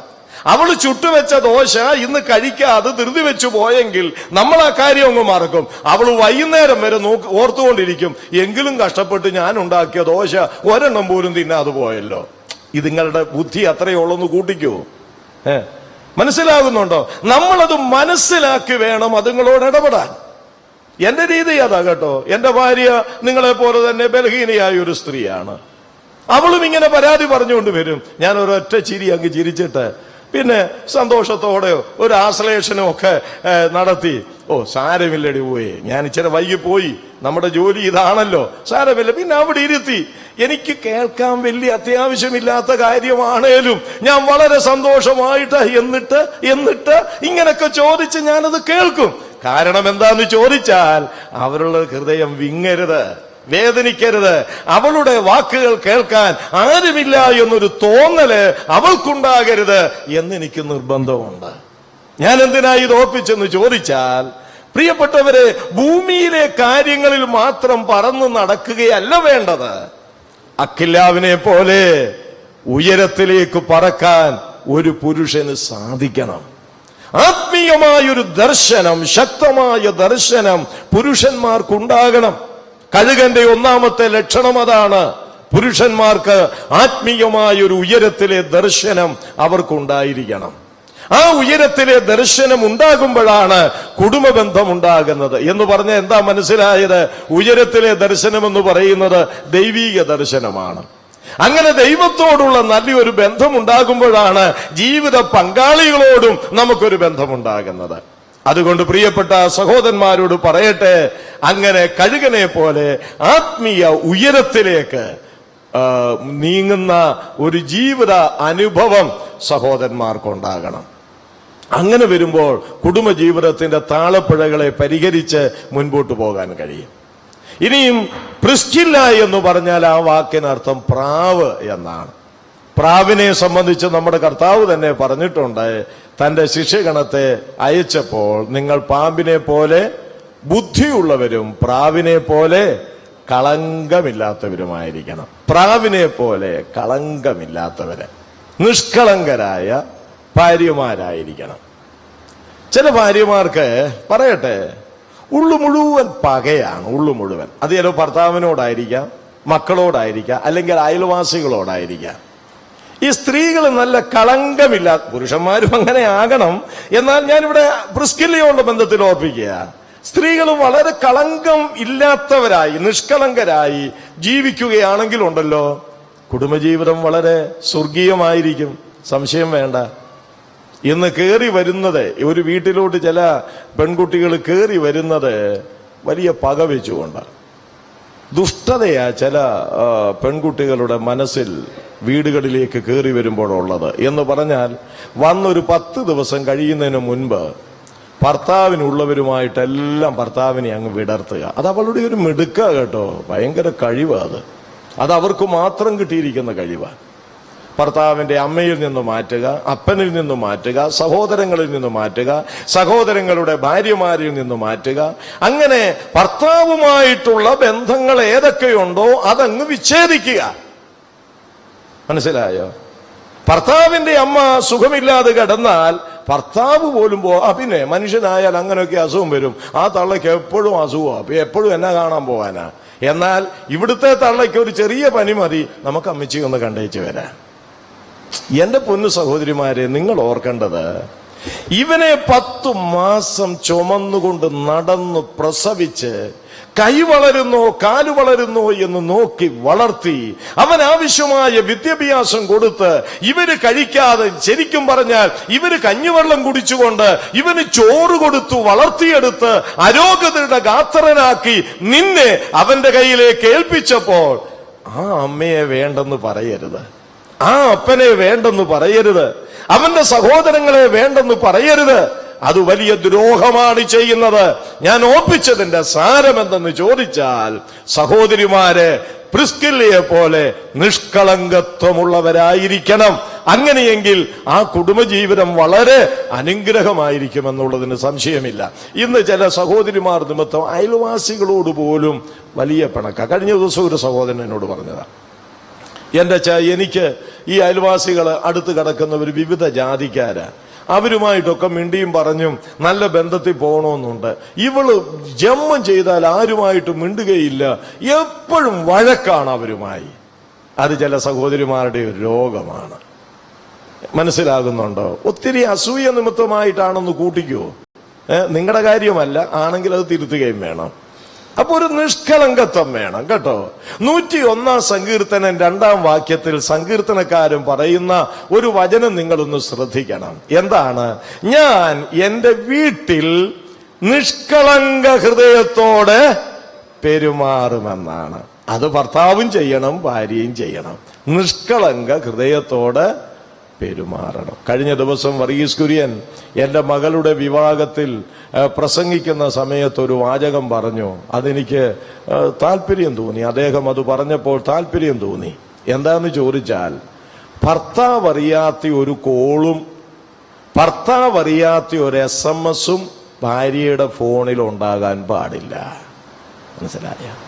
ഭാര്യ അറിയാത്ത ഒരു കോളും ഭാര്യ അറിയാത്ത ഒരു SMS-ഉം ഭർത്താവിന്റെ മൊബൈലിൽ ഉണ്ടാകാൻ പാടില്ല എന്ന് അദ്ദേഹം പറഞ്ഞു. എന്തു വലിയ ഗൗരവമായ വാക്കുകളാണെന്നറിയാമോ അത്? വാസ്തവത്തിൽ അത് ശരിയല്ലേ? ഇന്ന് ആത്മീയ മണ്ഡലം ഒഴിച്ചുള്ള പല കുടുംബങ്ങളിൽ നടക്കുന്നു എന്ന് പറഞ്ഞ് നാം അങ്ങ് തടിതപ്പുമ്പോൾ ഓർക്കേണ്ട കാര്യം, വിശ്വാസ കുടുംബങ്ങളെന്ന് അഭിമാനിക്കുന്ന പല കുടുംബങ്ങളിലെ യുവതി യുവാക്കളിലും ഈ രോഗം പടർന്നു പിടിച്ചിട്ടുണ്ട്. അതുണ്ടാകാൻ പാടില്ല. അങ്ങനെയായാൽ നല്ലൊരു കുടുംബബന്ധം മുൻപോട്ട് കൊണ്ടുപോകാൻ സാധിക്കുകയില്ല. പ്രിയപ്പെട്ടവരെ, കുടുംബജീവിതം ശിഥിലീകരിക്കപ്പെടുക. എന്താണ് അതിന്റെ കാരണം? ഈ കഴുകന്റെ കാഴ്ചപ്പാട്, പ്രാവിന്റെ കാഴ്ചപ്പാട് കുടുംബജീവിതത്തിൽ ഭാര്യയ്ക്കും ഭർത്താവിനും ഉണ്ടായിരിക്കണം. കർത്താവ് വിശേഷ സഹായിക്കട്ടെ. തുടർന്ന് ഞാൻ ഇവരെ സംബന്ധിച്ച് ഓർപ്പിക്കാൻ ആഗ്രഹിക്കുന്നത് അപ്പോസ്തല പ്രവൃത്തികൾ 18-ാം അധ്യായം 18-ാം വാക്യമാണ്. അപ്പോസ്തല പ്രവൃത്തികൾ 18-ാം അധ്യായം 18-ാം വാക്യം. അവിടെ എഴുതിയിരിക്കുന്നത്, പൗലോസ് പിന്നെയും കുറെ നാൾ പാർത്ത ശേഷം സഹോദരന്മാരോട് യാത്ര പറഞ്ഞിട്ട് തനിക്കൊരു നേർച്ചയുണ്ടായിരുന്നതിനാൽ കെങ്കരയിൽ വെച്ച് തല ക്ഷൗരം ചെയ്യിച്ചിട്ട് പ്രിസ്കില്ലയോടും അക്വിലാസിനോടും കൂടെ കപ്പൽ കയറി സുറിയയിലേക്ക് പുറപ്പെട്ടു, എഫെസോസിൽ എത്തി. തുടർന്ന് ഈ അക്വിലാവും പ്രിസ്കില്ലയും കുറെ നാൾ എഫെസോസിൽ പാർത്തതായി അടുത്ത അധ്യായങ്ങളൊക്കെ വായിച്ചു വരുമ്പോൾ നമുക്ക് മനസ്സിലാക്കാനായിട്ട് കഴിയും. ഞാനിവിടെ ഓർപ്പിക്കുന്ന മൂന്നാമത്തെ കാര്യം, പൗലോസ് എഫെസോസിലേക്ക് പോയ കൂട്ടത്തിൽ പൗലോസിനോട് ചേർന്ന് ഈ കുടുംബവും എഫെസോസിലേക്ക് പോയി. എന്താ അതിന്റെ കാരണം? രണ്ട് കാര്യങ്ങളാണ് എനിക്ക് ഓർപ്പിക്കാനുള്ളത്. ഒന്ന്, ഇവരെ സംബന്ധിച്ചു പഠിച്ചു വരുമ്പോൾ ഇവർ പൗലോസിന്റെ സഹപ്രവർത്തകരായിരുന്നു. രണ്ട്, സഹപ്രവർത്തകരായിരിക്കാനുള്ള കാരണമെന്താ? സുവിശേഷ ഘോഷണത്തിൽ ഇവർക്കുള്ള കൂട്ടായ്മ നിമിത്തമായിട്ടായിരുന്നു. അപ്പോൾ ഈ കുടുംബം സന്തുഷ്ട കുടുംബമാകാൻ കാരണം, ആത്മീയ ദർശനമുള്ള കുടുംബമാകാൻ കാരണം, ആരോഗ്യമുള്ള കുടുംബമാകാൻ കാരണം, മാതൃകയുള്ള കുടുംബമാകാൻ കാരണം, മൂന്നാമത് സുവിശേഷ ഘോഷണത്തിൽ കൂട്ടായ്മയുള്ള ഒരു കുടുംബമായിരുന്നു ഇവരുടെ കുടുംബം. ക്രിസ്തീയ കുടുംബം അല്ലെങ്കിൽ വിശ്വാസ ഭവനം സുവിശേഷ ഘോഷണത്തിൽ കൂട്ടായ്മ വഹിക്കുന്ന കുടുംബങ്ങളായിരിക്കണം. അങ്ങനെയുള്ള പല കുടുംബങ്ങളെയും നാം തിരുവഴുത്തിൽ വായിക്കുന്നുണ്ട്. അവരൊക്കെ നമ്മൾക്ക് വളരെ അനുകരിക്കാൻ മാതൃകയുള്ള കുടുംബ ബന്ധം, കുടുംബ ജീവിതം നയിച്ചവരായിരുന്നു. സുവിശേഷ ഘോഷണത്തിലുള്ള കൂട്ടായ്മ. ഫിലിപ്പ് ലേഖനം 1-ാം അധ്യായം 6-ാം വാക്യത്തിൽ നാം വായിക്കുമ്പോൾ അവിടെ പൗലോസ് ഫിലിപ്പിയിലുള്ള വിശുദ്ധന്മാരെ ഓർത്ത് ദൈവത്തിന് സ്തോത്രം ചെയ്യുന്നുണ്ട്. സ്തോത്രം ചെയ്യാനുള്ള കാരണം അവിടെ പറയുന്നുണ്ട്. 1-ാം നാൾ മുതൽ നിങ്ങൾക്ക് സുവിശേഷ ഘോഷണത്തിലുള്ള കൂട്ടായ്മ നിമിത്തം വിവാഹം കഴിപ്പിക്കുന്ന ദൈവദാസന്മാര് വിവാഹിതരായി കഴിയുമ്പോൾ ഇവരെ ഇരുവരെയും ദൈവസന്നിധിയിൽ സമർപ്പിച്ചുകൊണ്ട് പ്രാർത്ഥിക്കുമ്പോൾ പ്രാർത്ഥനയിൽ പറയുന്ന അനുഗ്രഹ വാചകങ്ങളിൽ ഒരെണ്ണം സുവിശേഷ ഘോഷണത്തിൽ ഇവർ പ്രയോജനപ്പെടണമെന്നുള്ളതാണ്. എല്ലാ കുടുംബ ബന്ധങ്ങളിലും ആ വാചകം ദൈവദാസന്മാര് പ്രാർത്ഥിക്കാറുണ്ട്. കാരണം എന്താണെന്നറിയാമോ? ഒരു ക്രിസ്തീയ കുടുംബം കൊണ്ട് സാധിക്കേണ്ട ഏറ്റവും വലിയ കാര്യമാണ് ആ കുടുംബ ജീവിതത്തിൽ സുവിശേഷ ഘോഷണത്തിൽ ഒരു വലിയ പങ്ക് അവർ വഹിക്കേണ്ടവരാണ്. ഇല്ലെങ്കിൽ പിന്നെ നമ്മുടെ കുടുംബജീവിതത്തിന്റെ അർത്ഥം എന്താണ്? നമ്മളെ കുടുംബജീവിതത്തിലേക്ക് നയിച്ചത് നമ്മുടെ രക്ഷിതാവാണ്, നമ്മെ രക്ഷിച്ചത് നമ്മുടെ കർത്താവാണ്, നമ്മെ ദൈവകൃപയിൽ നിലനിർത്തിയത് നമ്മുടെ കർത്താവാണ്, കുടുംബ ബന്ധത്തിലേക്ക് നമ്മെ കൊണ്ടുവന്നതും നമ്മുടെ കർത്താവാണ്. ആ ക്രിസ്തുവിനെ കുറിച്ചുള്ള സുവിശേഷം നമ്മുടെ കുടുംബജീവിതത്തിൽ ഒരു പങ്ക് അതിൽ വഹിക്കുന്നില്ലെങ്കിൽ നമ്മുടെ കുടുംബജീവിതത്തിന്റെ ആത്മീയത ഒന്ന് ഉരച്ചു നോക്കേണ്ടത്, പരിശോധിക്കേണ്ടത് വളരെ ആവശ്യമാണ്. സുവിശേഷ ഘോഷണത്തിൽ ഒരു കൂട്ടായ്മ നമ്മുടെ കുടുംബങ്ങൾക്ക് ഉണ്ടാകണം. ഞാനിവിടെ നിന്നുകൊണ്ടൊരു ചോദ്യം ചോദിക്കട്ടെ. ഇവിടെ ഇരിക്കുന്ന എത്ര കുടുംബങ്ങൾക്ക് സുവിശേഷ ഘോഷണത്തിൽ കൂട്ടായ്മയുണ്ട്? സുവിശേഷ ഘോഷണത്തിൽ ഞാൻ മനസ്സിലാക്കുന്നിടത്തോളം 3 നിലകളിൽ കൂട്ടായ്മ പുലർത്താം. 3 നിലകളിൽ കൂട്ടായ്മ പുലർത്താം. ഒന്ന്, ഇതുപോലെ അക്വിലാവും പ്രിസ്കില്ലയും ചെയ്തതുപോലെ സുവിശേഷ പ്രവർത്തനത്തിൽ മുന്നിട്ട് നിൽക്കുന്നവരോട് ചേർന്ന് അവരോട് സഹകരിച്ച് പ്രവർത്തിച്ച് സുവിശേഷ ഘോഷണത്തിൽ കൂട്ടായ്മ വഹിപ്പാനായിട്ട് സാധിക്കും. എനിക്ക് അനേക കുടുംബങ്ങളെ അറിയാം. പ്രത്യേകിച്ച് കേരളം വിട്ടുള്ള സ്ഥലങ്ങളിൽ ജോലിക്കായിട്ടും മറ്റുമൊക്കെ പോകുന്ന കുടുംബങ്ങൾ.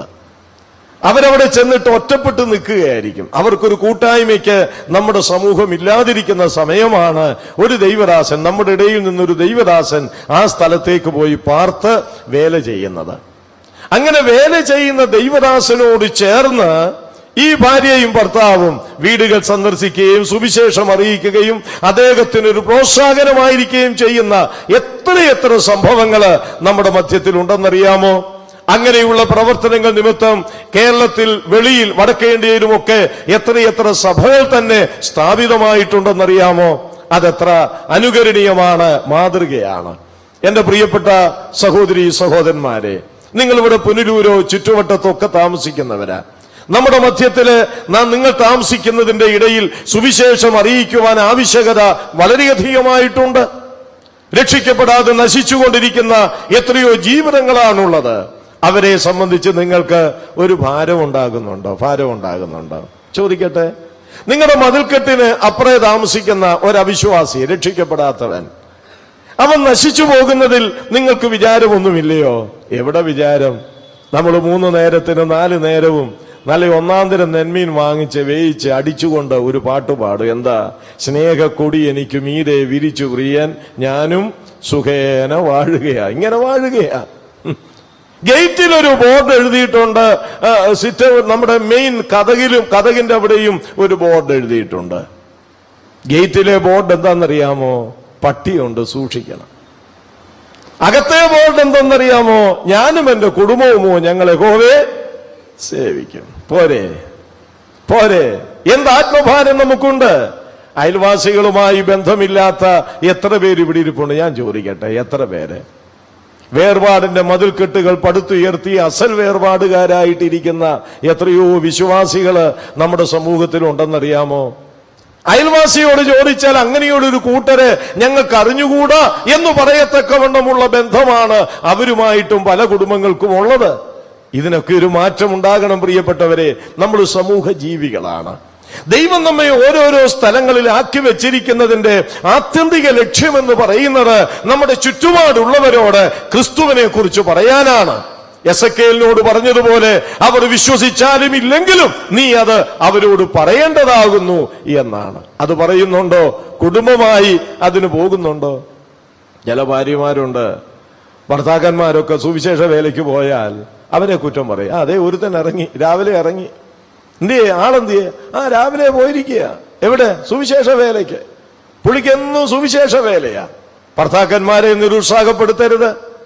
കർത്താവിന്റെ വേലയ്ക്ക് അവർ ചുമൽ കൊടുക്കുവാൻ താല്പര്യമുള്ളവരാകുമ്പോൾ അവരെ പ്രാർത്ഥിച്ച് പിൻബലത്തോടുകൂടി അയക്കേണ്ട ഉത്തരവാദിത്വം ഭവനത്തിലിരിക്കുന്ന സഹോദരിമാർക്കുണ്ട്. അവരെ കുറ്റം പറയരുത്, അവരെ നിരുത്സാഹപ്പെടുത്തരുത് എന്ന് വ്യക്തമായി ഞാൻ ഓർപ്പിക്കുകയാണ്. ഒരാത്മീയ വീക്ഷണമുള്ള ഒരു കുടുംബജീവനം നമുക്കുണ്ടാകണം. അതിന്റെ പ്രധാന ഘടകമെന്ന് പറയുന്നത് കുടുംബമായി സുവിശേഷ ഘോഷണത്തിൽ കൂട്ടായ്മയുള്ളവരായിരിക്കണം. ഒരുപക്ഷെ വചനത്തിൽ വലിയ പാണ്ഡിത്യം ഉണ്ടാകണമെന്ന് നിർബന്ധമൊന്നുമില്ല. വേദപുസ്തകത്തിലെ വാക്യങ്ങള് നിരവധിയായിട്ട് ഉരുവിടണമെന്ന് ഓർമ്മയുണ്ടാകണമെന്നും നിർബന്ധമൊന്നുമില്ല. എല്ലാവർക്കും ഒരുപോലെ അല്ലല്ലോ കഴിവ്. സുവിശേഷത്തിന്റെ എല്ലാ ഭാഗങ്ങളും പറഞ്ഞു കേൾപ്പിക്കാനുള്ള കഴിവ് ഒരുപക്ഷെ നമുക്ക് കാണുകയില്ലായിരിക്കാം. പക്ഷെ ഒന്ന് പറയാം, യേശുക്രിസ്തു ഞങ്ങളെ രക്ഷിച്ചു, നിങ്ങളെയും രക്ഷിക്കും എന്നൊരു വാചകത്തിൽ പറയാം. അങ്ങനെ കുടുംബമായി സുവിശേഷ ഘോഷണത്തിൽ ഉള്ള കൂട്ടായ്മ അനുഭവിക്കുന്നെങ്കിൽ, പങ്ക് ഇടുന്നെങ്കിൽ ആ കുടുംബം എത്ര അനുഗ്രഹിക്കപ്പെട്ടതായിരിക്കുമെന്നറിയാമോ? എത്ര അനുഗ്രഹിക്കപ്പെട്ടതായിരിക്കും. എനിക്ക് ചില വീടുകൾ അറിയാം. അവരുടെ വീടുകളിൽ ചെറിയ പെൺകുട്ടി ആയിരിക്കുമ്പോൾ തന്നെ വീട്ടിലെ പണിക്കു വന്ന ചില ആൾക്കാരെ കുറിച്ച് സ്വന്തം മകളെ പോലൊക്കെ നോക്കി, എന്നുവെച്ചാൽ പണിയെടുപ്പിക്കും, കാശും കൊടുക്കും. പക്ഷെ സ്വന്തം മകളെ പോലെയൊക്കെ നോക്കി അവളെ ഇങ്ങനെ വീട്ടിൽ കൊണ്ടുപോകും. അതുപോലെ ഇവരെ യോഗങ്ങൾക്ക് പോകുമ്പോൾ ഇവളെ കൊണ്ടുപോകും, ആരാധനയ്ക്ക് പോകുമ്പോൾ കൊണ്ടുപോകും, കൺവെൻഷന് പോകുമ്പോൾ കൊണ്ടുപോകും. അങ്ങനെ അവളെ രക്ഷയിലേക്ക് നയിക്കും. അത് കഴിഞ്ഞ് അവളെ സ്നാനത്തിന്റെ കാര്യം പറഞ്ഞുകൊടുത്ത് സ്നാനത്തിലേക്ക് അവളെ നയിക്കും. അതിനുശേഷം അവൾക്ക് വിവാഹപ്രായം എത്തുമ്പോൾ എനിക്കറിയാം, പല കുടുംബങ്ങളെയും എനിക്കറിയാം, വളരെ ഉത്തരവാദിത്വ ബോധത്തോടുകൂടെ അവൾക്കൊരു ചെറുക്കനെ കണ്ടുപിടിച്ച് ആ വിവാഹം കഴിപ്പിച്ച് അയക്കുന്നത് വരെയും വലിയ ഉത്തരവാദിത്വം വഹിക്കുന്ന കുടുംബങ്ങളെ എനിക്ക് നന്നായിട്ടറിയാം. ഈ പറഞ്ഞ കാര്യങ്ങൾ അത്രയും ചെയ്യുന്നില്ലെങ്കിലും വീട്ടിൽ വരുന്നവരോട് സുവിശേഷം പങ്കിടാൻ നിങ്ങൾക്ക് സാധിക്കുന്നുണ്ടോ? സുവിശേഷം പങ്കിടണമെങ്കിൽ വീട്ടിൽ പണിയാൻ വരുന്നവളോട് മൃദുവായിട്ടൊക്കെ ഇടപെടണം. മനസ്സിലായോ? ഇങ്ങോട്ട് വന്നിട്ട് അത് ചെയ്യടി ഇത് ചെയ്യടി, നീ എന്നാടി ഇത്രയും താമസിച്ചത്, ഞാൻ ഇത്ര രൂപ തരുന്നതല്ലേ, അല്ലേലും നിന്നെ ഇവിടെ കൊണ്ടുവന്നപ്പം അയൽവാസികൾ പറഞ്ഞതാ നിന്നെ സൂക്ഷിക്കണം. തീർന്നില്ലേ? പിന്നെ അവളോട് എങ്ങനെ സുവിശേഷം പറയുന്നത്? പിന്നെ 2, ഇവള് കേക്കെയാണ് യജമാനും യജമാനത്തെയും കൂടെ പോർവിളി നടത്തുന്നത്. അതും കേട്ടോണ്ടിരിക്കുക. പിന്നെങ്ങനെ അവളോട് സുവിശേഷം പറയുന്നത്? അവളുടെ മുൻപിൽ മാതൃകയുള്ള ഒരു ജീവിതം ഈ ഭാര്യ ഭർത്താവ് നയിക്കുന്നെങ്കിൽ മാത്രമല്ലേ വേലയ്ക്ക് ഇവിടെ വന്നിരിക്കുന്ന ആ സ്ത്രീയോട് സുവിശേഷം അറിയിക്കാൻ പറ്റുകയുള്ളൂ. ഞാൻ ഓർപ്പിച്ചതിന്റെ സാരം, പ്രിയപ്പെട്ടവരെ, നമ്മുടെ വീട്ടിൽ വരുന്നവരോടായിരുന്നാലും, നമ്മുടെ അയൽവാസികളോടായിരുന്നാലും, നമ്മോട് ഇടപെടുന്നവരോടായിരുന്നാലും, ഒരു നല്ല കുടുംബത്തിന്റെ ലക്ഷണം സുവിശേഷ ഘോഷണത്തിൽ അവർക്കുള്ള കൂട്ടായ്മ വെളിപ്പെടുത്തുക എന്നുള്ളതാണ്. സുവിശേഷ ഘോഷണത്തിൽ കൂട്ടായ്മ വഹിക്കാനുള്ള രണ്ടാമത്തെ മാർഗം സുവിശേഷ വേല ചെയ്യുന്നവർക്ക് വേണ്ടി പ്രാർത്ഥിക്കുക എന്നുള്ളതാണ്. എത്രയോ സമയമുണ്ട് നമുക്ക് പ്രാർത്ഥിക്കാൻ, പ്രത്യേകിച്ച് ഈ സഹോദരിമാർക്കൊക്കെ ഒരുപാട് സമയമുണ്ട്. കാരണം നമ്മുടെ ജോലികളൊക്കെ ഇന്ന് ഏറ്റെടുക്കുന്നത് മെഷീൻസ് ആണല്ലോ. തുണി അലക്കാൻ മെഷീനുണ്ട്, പൊടിക്കാൻ മെഷീനുണ്ട്, അരയ്ക്കാൻ മെഷീനുണ്ട്, പിന്നെ അരി ഒന്ന് തിളച്ചാൽ മതി, അത് വേവിക്കാനുള്ള കുക്കറുണ്ട്. അങ്ങനെ എന്തെല്ലാം സൗകര്യങ്ങൾ. ഞാൻ ഓർക്കുന്നു, ഈ തലമുറയിൽ ജീവിക്കുന്ന ഈ സ്ത്രീകൾ എത്ര ഭാഗ്യവതികളാണ്. പണ്ടത്തെ തള്ളമാരതാണോ? നെല്ല് പുഴുങ്ങണം, നെല്ല് ഉണക്കണം, അത് ഉരലിട്ട് കുത്തി അരിയാക്കണം, അതെല്ലാം ഒറ്റ രാത്രി കൊണ്ടായി ചെയ്യുന്നെന്ന് മനസ്സിലാക്കണം. ഇന്ന് അതൊന്നും വേണ്ട, എല്ലാം ഇൻസ്റ്റന്റ് ആണ്. ഫിഷ് മസാല വരെ അത് ചുമ്മാ കലക്കി അങ്ങ് ഒഴിച്ചാൽ മതി, ഗുണം വേറെ. മനസ്സിലായോ? ഇഷ്ടം പോലെ പിന്നെ സമയമല്ലേ ഉള്ളത്. അപ്പൊ നിങ്ങൾ ചിലർ പറയും, ഉണ്ട് ബ്രദറെ, അതുകൊണ്ടാണ് എനിക്ക് ഈ സീരിയൽ മുഴുവൻ കാണാൻ പറ്റുന്നത്. ഈ സീരിയൽ മുഴുവൻ കാണാൻ പറ്റുന്നത് അതുകൊണ്ടാ, ഇഷ്ടം പോലെ സമയം കിടക്കുന്നത് കൊണ്ടാ. അല്ല സഹോദരിമാരെ, ദൈവം ആ സമയം മുഴുവൻ, പറയട്ടെ, ഔദാര്യമായി തന്നിരിക്കുന്നത് കർത്താവിന്റെ പോർക്കളത്തിൽ അധ്വാനിക്കുന്ന ദൈവദാസന്മാർക്ക്, ദൈവമക്കൾക്ക് വേണ്ടി മുട്ടുമേ നിന്ന് പ്രാർത്ഥിച്ച് അവർക്ക് വളരെ കൃപ ചൊരിയേണ്ടതിന്, അവരെ ബലപ്പെടുത്തേണ്ടതിന് ദൈവം നിങ്ങൾക്ക് അത്രയും സമയം ഔദാര്യമായി നൽകിയിരിക്കുകയാണ്. അത് വിനിയോഗിക്കുവാൻ എത്ര പേർക്ക് സാധിക്കുന്നുണ്ട്? വേണമെങ്കിൽ നിങ്ങൾ പറയും, എന്റെ ബ്രദറെ, ഞങ്ങള് കർത്താവിന്റെ വേലക്കാർക്ക് വേണ്ടി ദിവസവും പ്രാർത്ഥിക്കും, ഒറ്റയൊരെണ്ണത്തെ ഞങ്ങൾ വിടുന്നില്ല, ഒറ്റയൊരാളെയും ഞങ്ങൾ മറക്കുന്നില്ല. എങ്ങനെ പ്രാർത്ഥിക്കും? കർത്താവേ, അവിടുത്തെ വേലക്കാരായ എല്ലാവർക്കു വേണ്ടി ഞങ്ങള് പ്രാർത്ഥിക്കണം. പുനലൂർ ജംഗ്ഷനിൽ വെച്ച് ചാണ്ടപ്പിള്ളയെ കാണുമ്പോൾ പറയാം, ഇന്ന് ബ്രദറിന്റെ കാര്യവും പ്രാർത്ഥനയിൽ ഓർത്തു. ഏത് ലിസ്റ്റിൽ ഓർത്തു?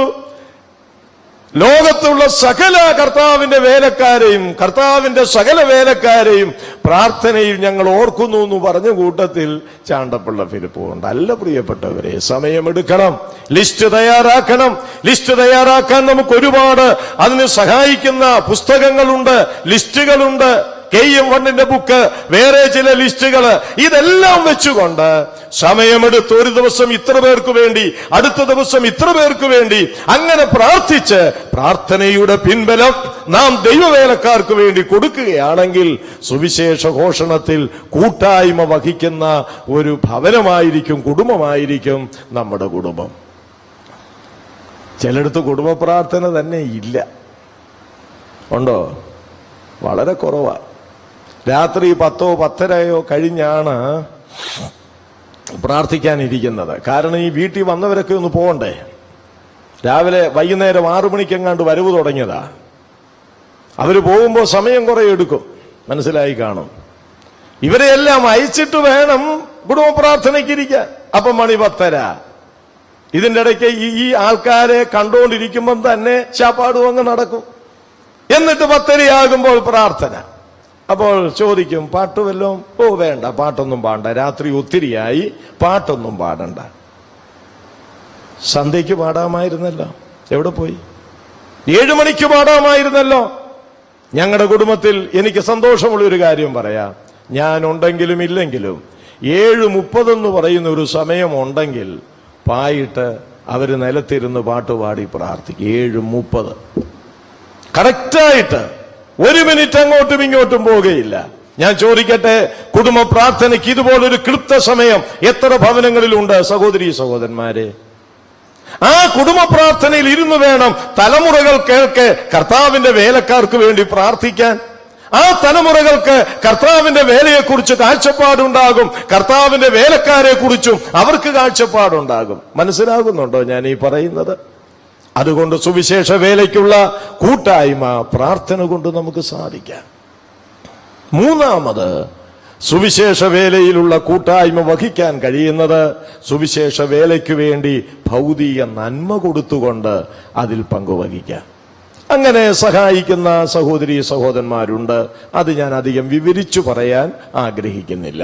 അപ്പോൾ ഈ അക്കില്ലാവ് പ്രിസ്കില്ല ഈ ദമ്പതികളുടെ കുടുംബജീവിതത്തിന്റെ അനുഗ്രഹം മൂന്നാമത് സുവിശേഷ ഘോഷണത്തിൽ അവർക്ക് വളരെ അനുഗ്രഹിക്കപ്പെട്ട ഒരു കൂട്ടായ്മയുള്ളവരായിരുന്നു എന്ന് മനസ്സിലാക്കാനായിട്ട് കഴിയും.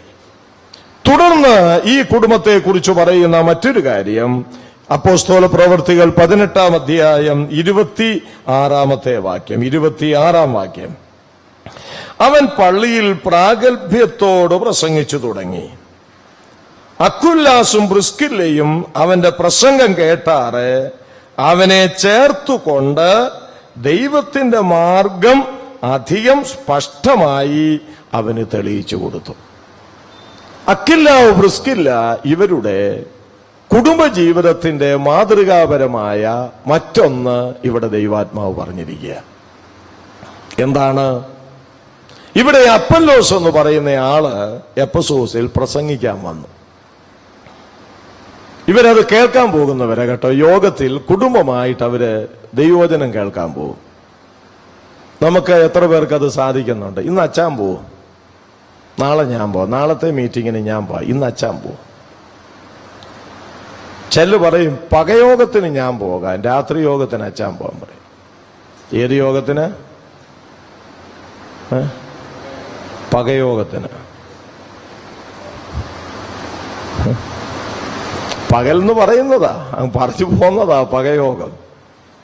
പകലത്തെ യോഗത്തിന് ഞാൻ പോകാം, രാത്രിയിലെ യോഗത്തിന് അച്ചാൻ പോകും. കാരണം കള്ളന്മാരൊക്കെയുള്ള സ്ഥലമാണ്. എന്തെങ്കിലും കണ്ടാൽ എടുത്തുകൊണ്ട് പോകുന്ന നാട്. പണ്ടേ ഒന്നുമില്ലാതിരുന്ന സമയത്ത് ചുമ്മാ ഒരു പലകയെടുത്ത് ചാരിയേച്ചു പോയിട്ടുള്ള സമയങ്ങളില്ലേ? ഒന്നും കള്ളന്മാരെ പേടിക്കണ്ടായിരുന്നു, ഇല്ലേ? ഇന്ന് ചുറ്റുപാടുകളൊക്കെ മാറി, നല്ല കെട്ടിടങ്ങളൊക്കെ ആയി, സൗകര്യങ്ങളൊക്കെ വർദ്ധിച്ചു. ഏലും സ്വർണ്ണ ബിസ്ക്കറ്റ് ഒന്നും ഇല്ലല്ലോ, ഉണ്ടോ? ഇനി അതും ഉണ്ടോ ഇല്ലയോ എന്ന് ആര് കണ്ടു? ലോക്കറിൽ. ഇന്ന് കള്ളന്മാരെ പേടിച്ച് ഈ ഷിഫ്റ്റാണ്. ഈ കമ്പനിയിലൊക്കെ ജോലിക്ക് പോകുന്ന ഷിഫ്റ്റ് പോലെ. അച്ഛൻ രാത്രി പകലത്തെ ഡ്യൂട്ടിക്ക് ഞാൻ അല്ല. ഈ ദമ്പതികളെ കുറിച്ച് വായിക്കുമ്പോൾ ദൈവവചന കേൾവിക്ക് അവർ ഇരുവരും പോയിരുന്നു. ഞാൻ മനസ്സിലാക്കുന്നത് നമ്മൾ അപ്പുറം ഇപ്പുറം ഇരിക്കുന്ന പോലല്ല, ഇവരൊന്നിച്ചായിരിക്കും. ഈ ഇംഗ്ലീഷുകാരുടെ ഇടയിൽ അങ്ങനെയാ. നമ്മൾ ഈ വീട്ടിലെ പോലെ ഇവിടെ ഇരിക്കുന്നത്.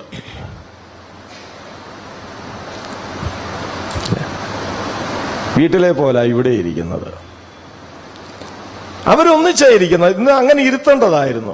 നോക്കിയപ്പോ പിന്നെ ഒരു ബഹളവും ഒച്ചപ്പാടും ഒക്കെ വരും. ഇങ്ങനെ അങ്ങ് ഇരിക്കട്ടെന്ന് വെച്ചു. ഈ കുടുംബ സംഗമത്തിലൊക്കെ ഭാര്യയും ഭർത്താവുമായിട്ട് വന്നവര് ഒന്നിച്ചിരിക്കണം. ഒന്നിച്ചിരിക്കുമ്പോൾ നമുക്ക് അവരെ കാണാം. സംസാരിച്ചുകൊണ്ടിരിക്കുമ്പോൾ ആ മുഖഭാവവും ശ്രദ്ധിക്കാം, എവിടെയാ പെശകെന്നുള്ളത്. മനസ്സിലായി?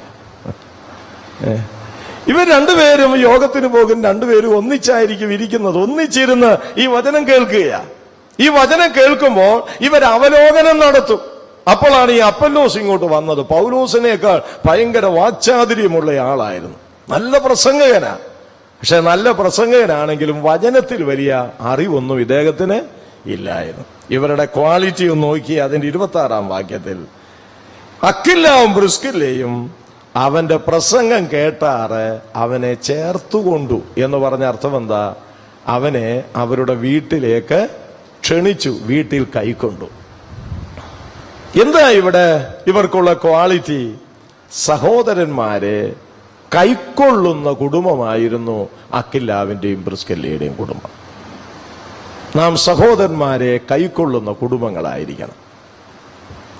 സഹോദരന്മാരെ ഹൃദയങ്ങളിൽ കൈക്കൊള്ളാൻ കഴിയുന്നവർക്ക് വീടുകളിൽ കൈക്കൊള്ളാൻ കഴിയുകയുള്ളൂ.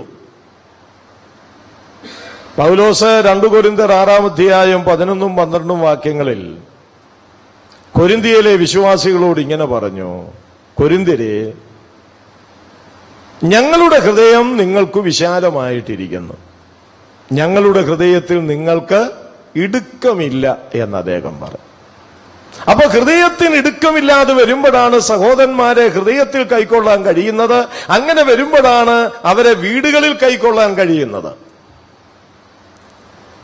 പണ്ടൊക്കെ ദൈവദാസന്മാരെ താമസിപ്പിക്കാൻ ഭയങ്കര മത്സരമായിരുന്നു. കൊടുത്തില്ലേ പിണങ്ങും, അങ്ങനെയായിരുന്നു. അപ്പൊ യോഗം അതിന്റെ തീരുമാനം വരുന്നതിന് മുമ്പ് തന്നെ പറയും ഇന്നാരെ ഞങ്ങളുടെ വീട്ടിൽ. അപ്പൊ മറ്റൊരാൾ പറയും ഇന്നാരെ ഞങ്ങളുടെ വീട്ടിൽ.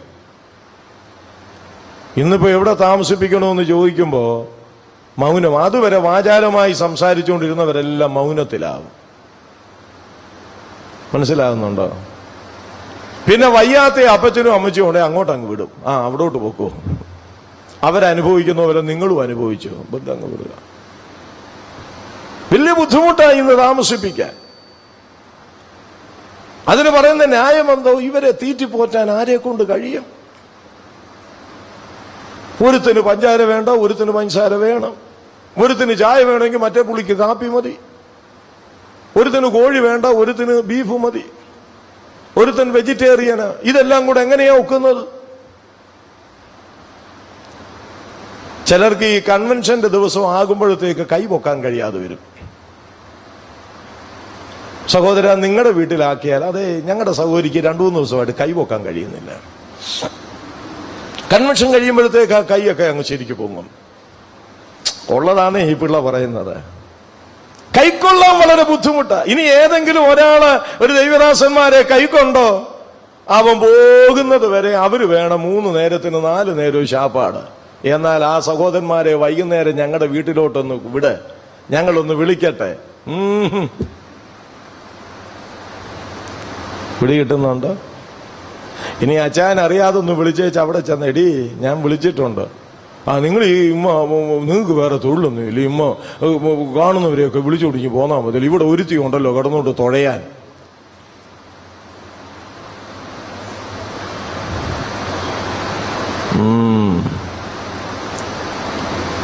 ദൈവദാസന്മാര് ദീർഘവർഷങ്ങളായി പുനലൂരായിരുന്നാലും എവിടെയായിരുന്നാലും വന്നു പ്രസംഗിച്ചിട്ട് മുൻപിൽ നിൽക്കുന്ന പല സഹോദരന്മാരുടെയും വീടുകള് ഇതുവരെ കാണാത്ത വീടുകളും ഉണ്ട്.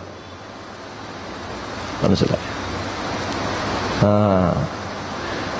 അതിഥി സൽക്കാര പ്രിയരായിരിക്കണം. ദൈവദാസന്മാരെ മാത്രമല്ല, ദൈവം മക്കളെ ഉൾക്കൊള്ളുന്നവരായിരിക്കണം, കൈക്കൊള്ളുന്നവരായിരിക്കണം. അതുകൊണ്ടാണ് എബ്രായർക്ക് എഴുതിയ ലേഖനം 13-ാം അധ്യായത്തിൽ പറയുന്നുണ്ട്, അതിഥി സൽക്കാരം മറക്കരുത്, ഇതിനാൽ ചിലർ അറിയാതെ ദൂതന്മാരെ സൽക്കരിച്ചിട്ടുണ്ടല്ലോ. അതിഥി സൽക്കാരം മറക്കരുത് കേട്ടോ. അതിഥി സൽക്കാരം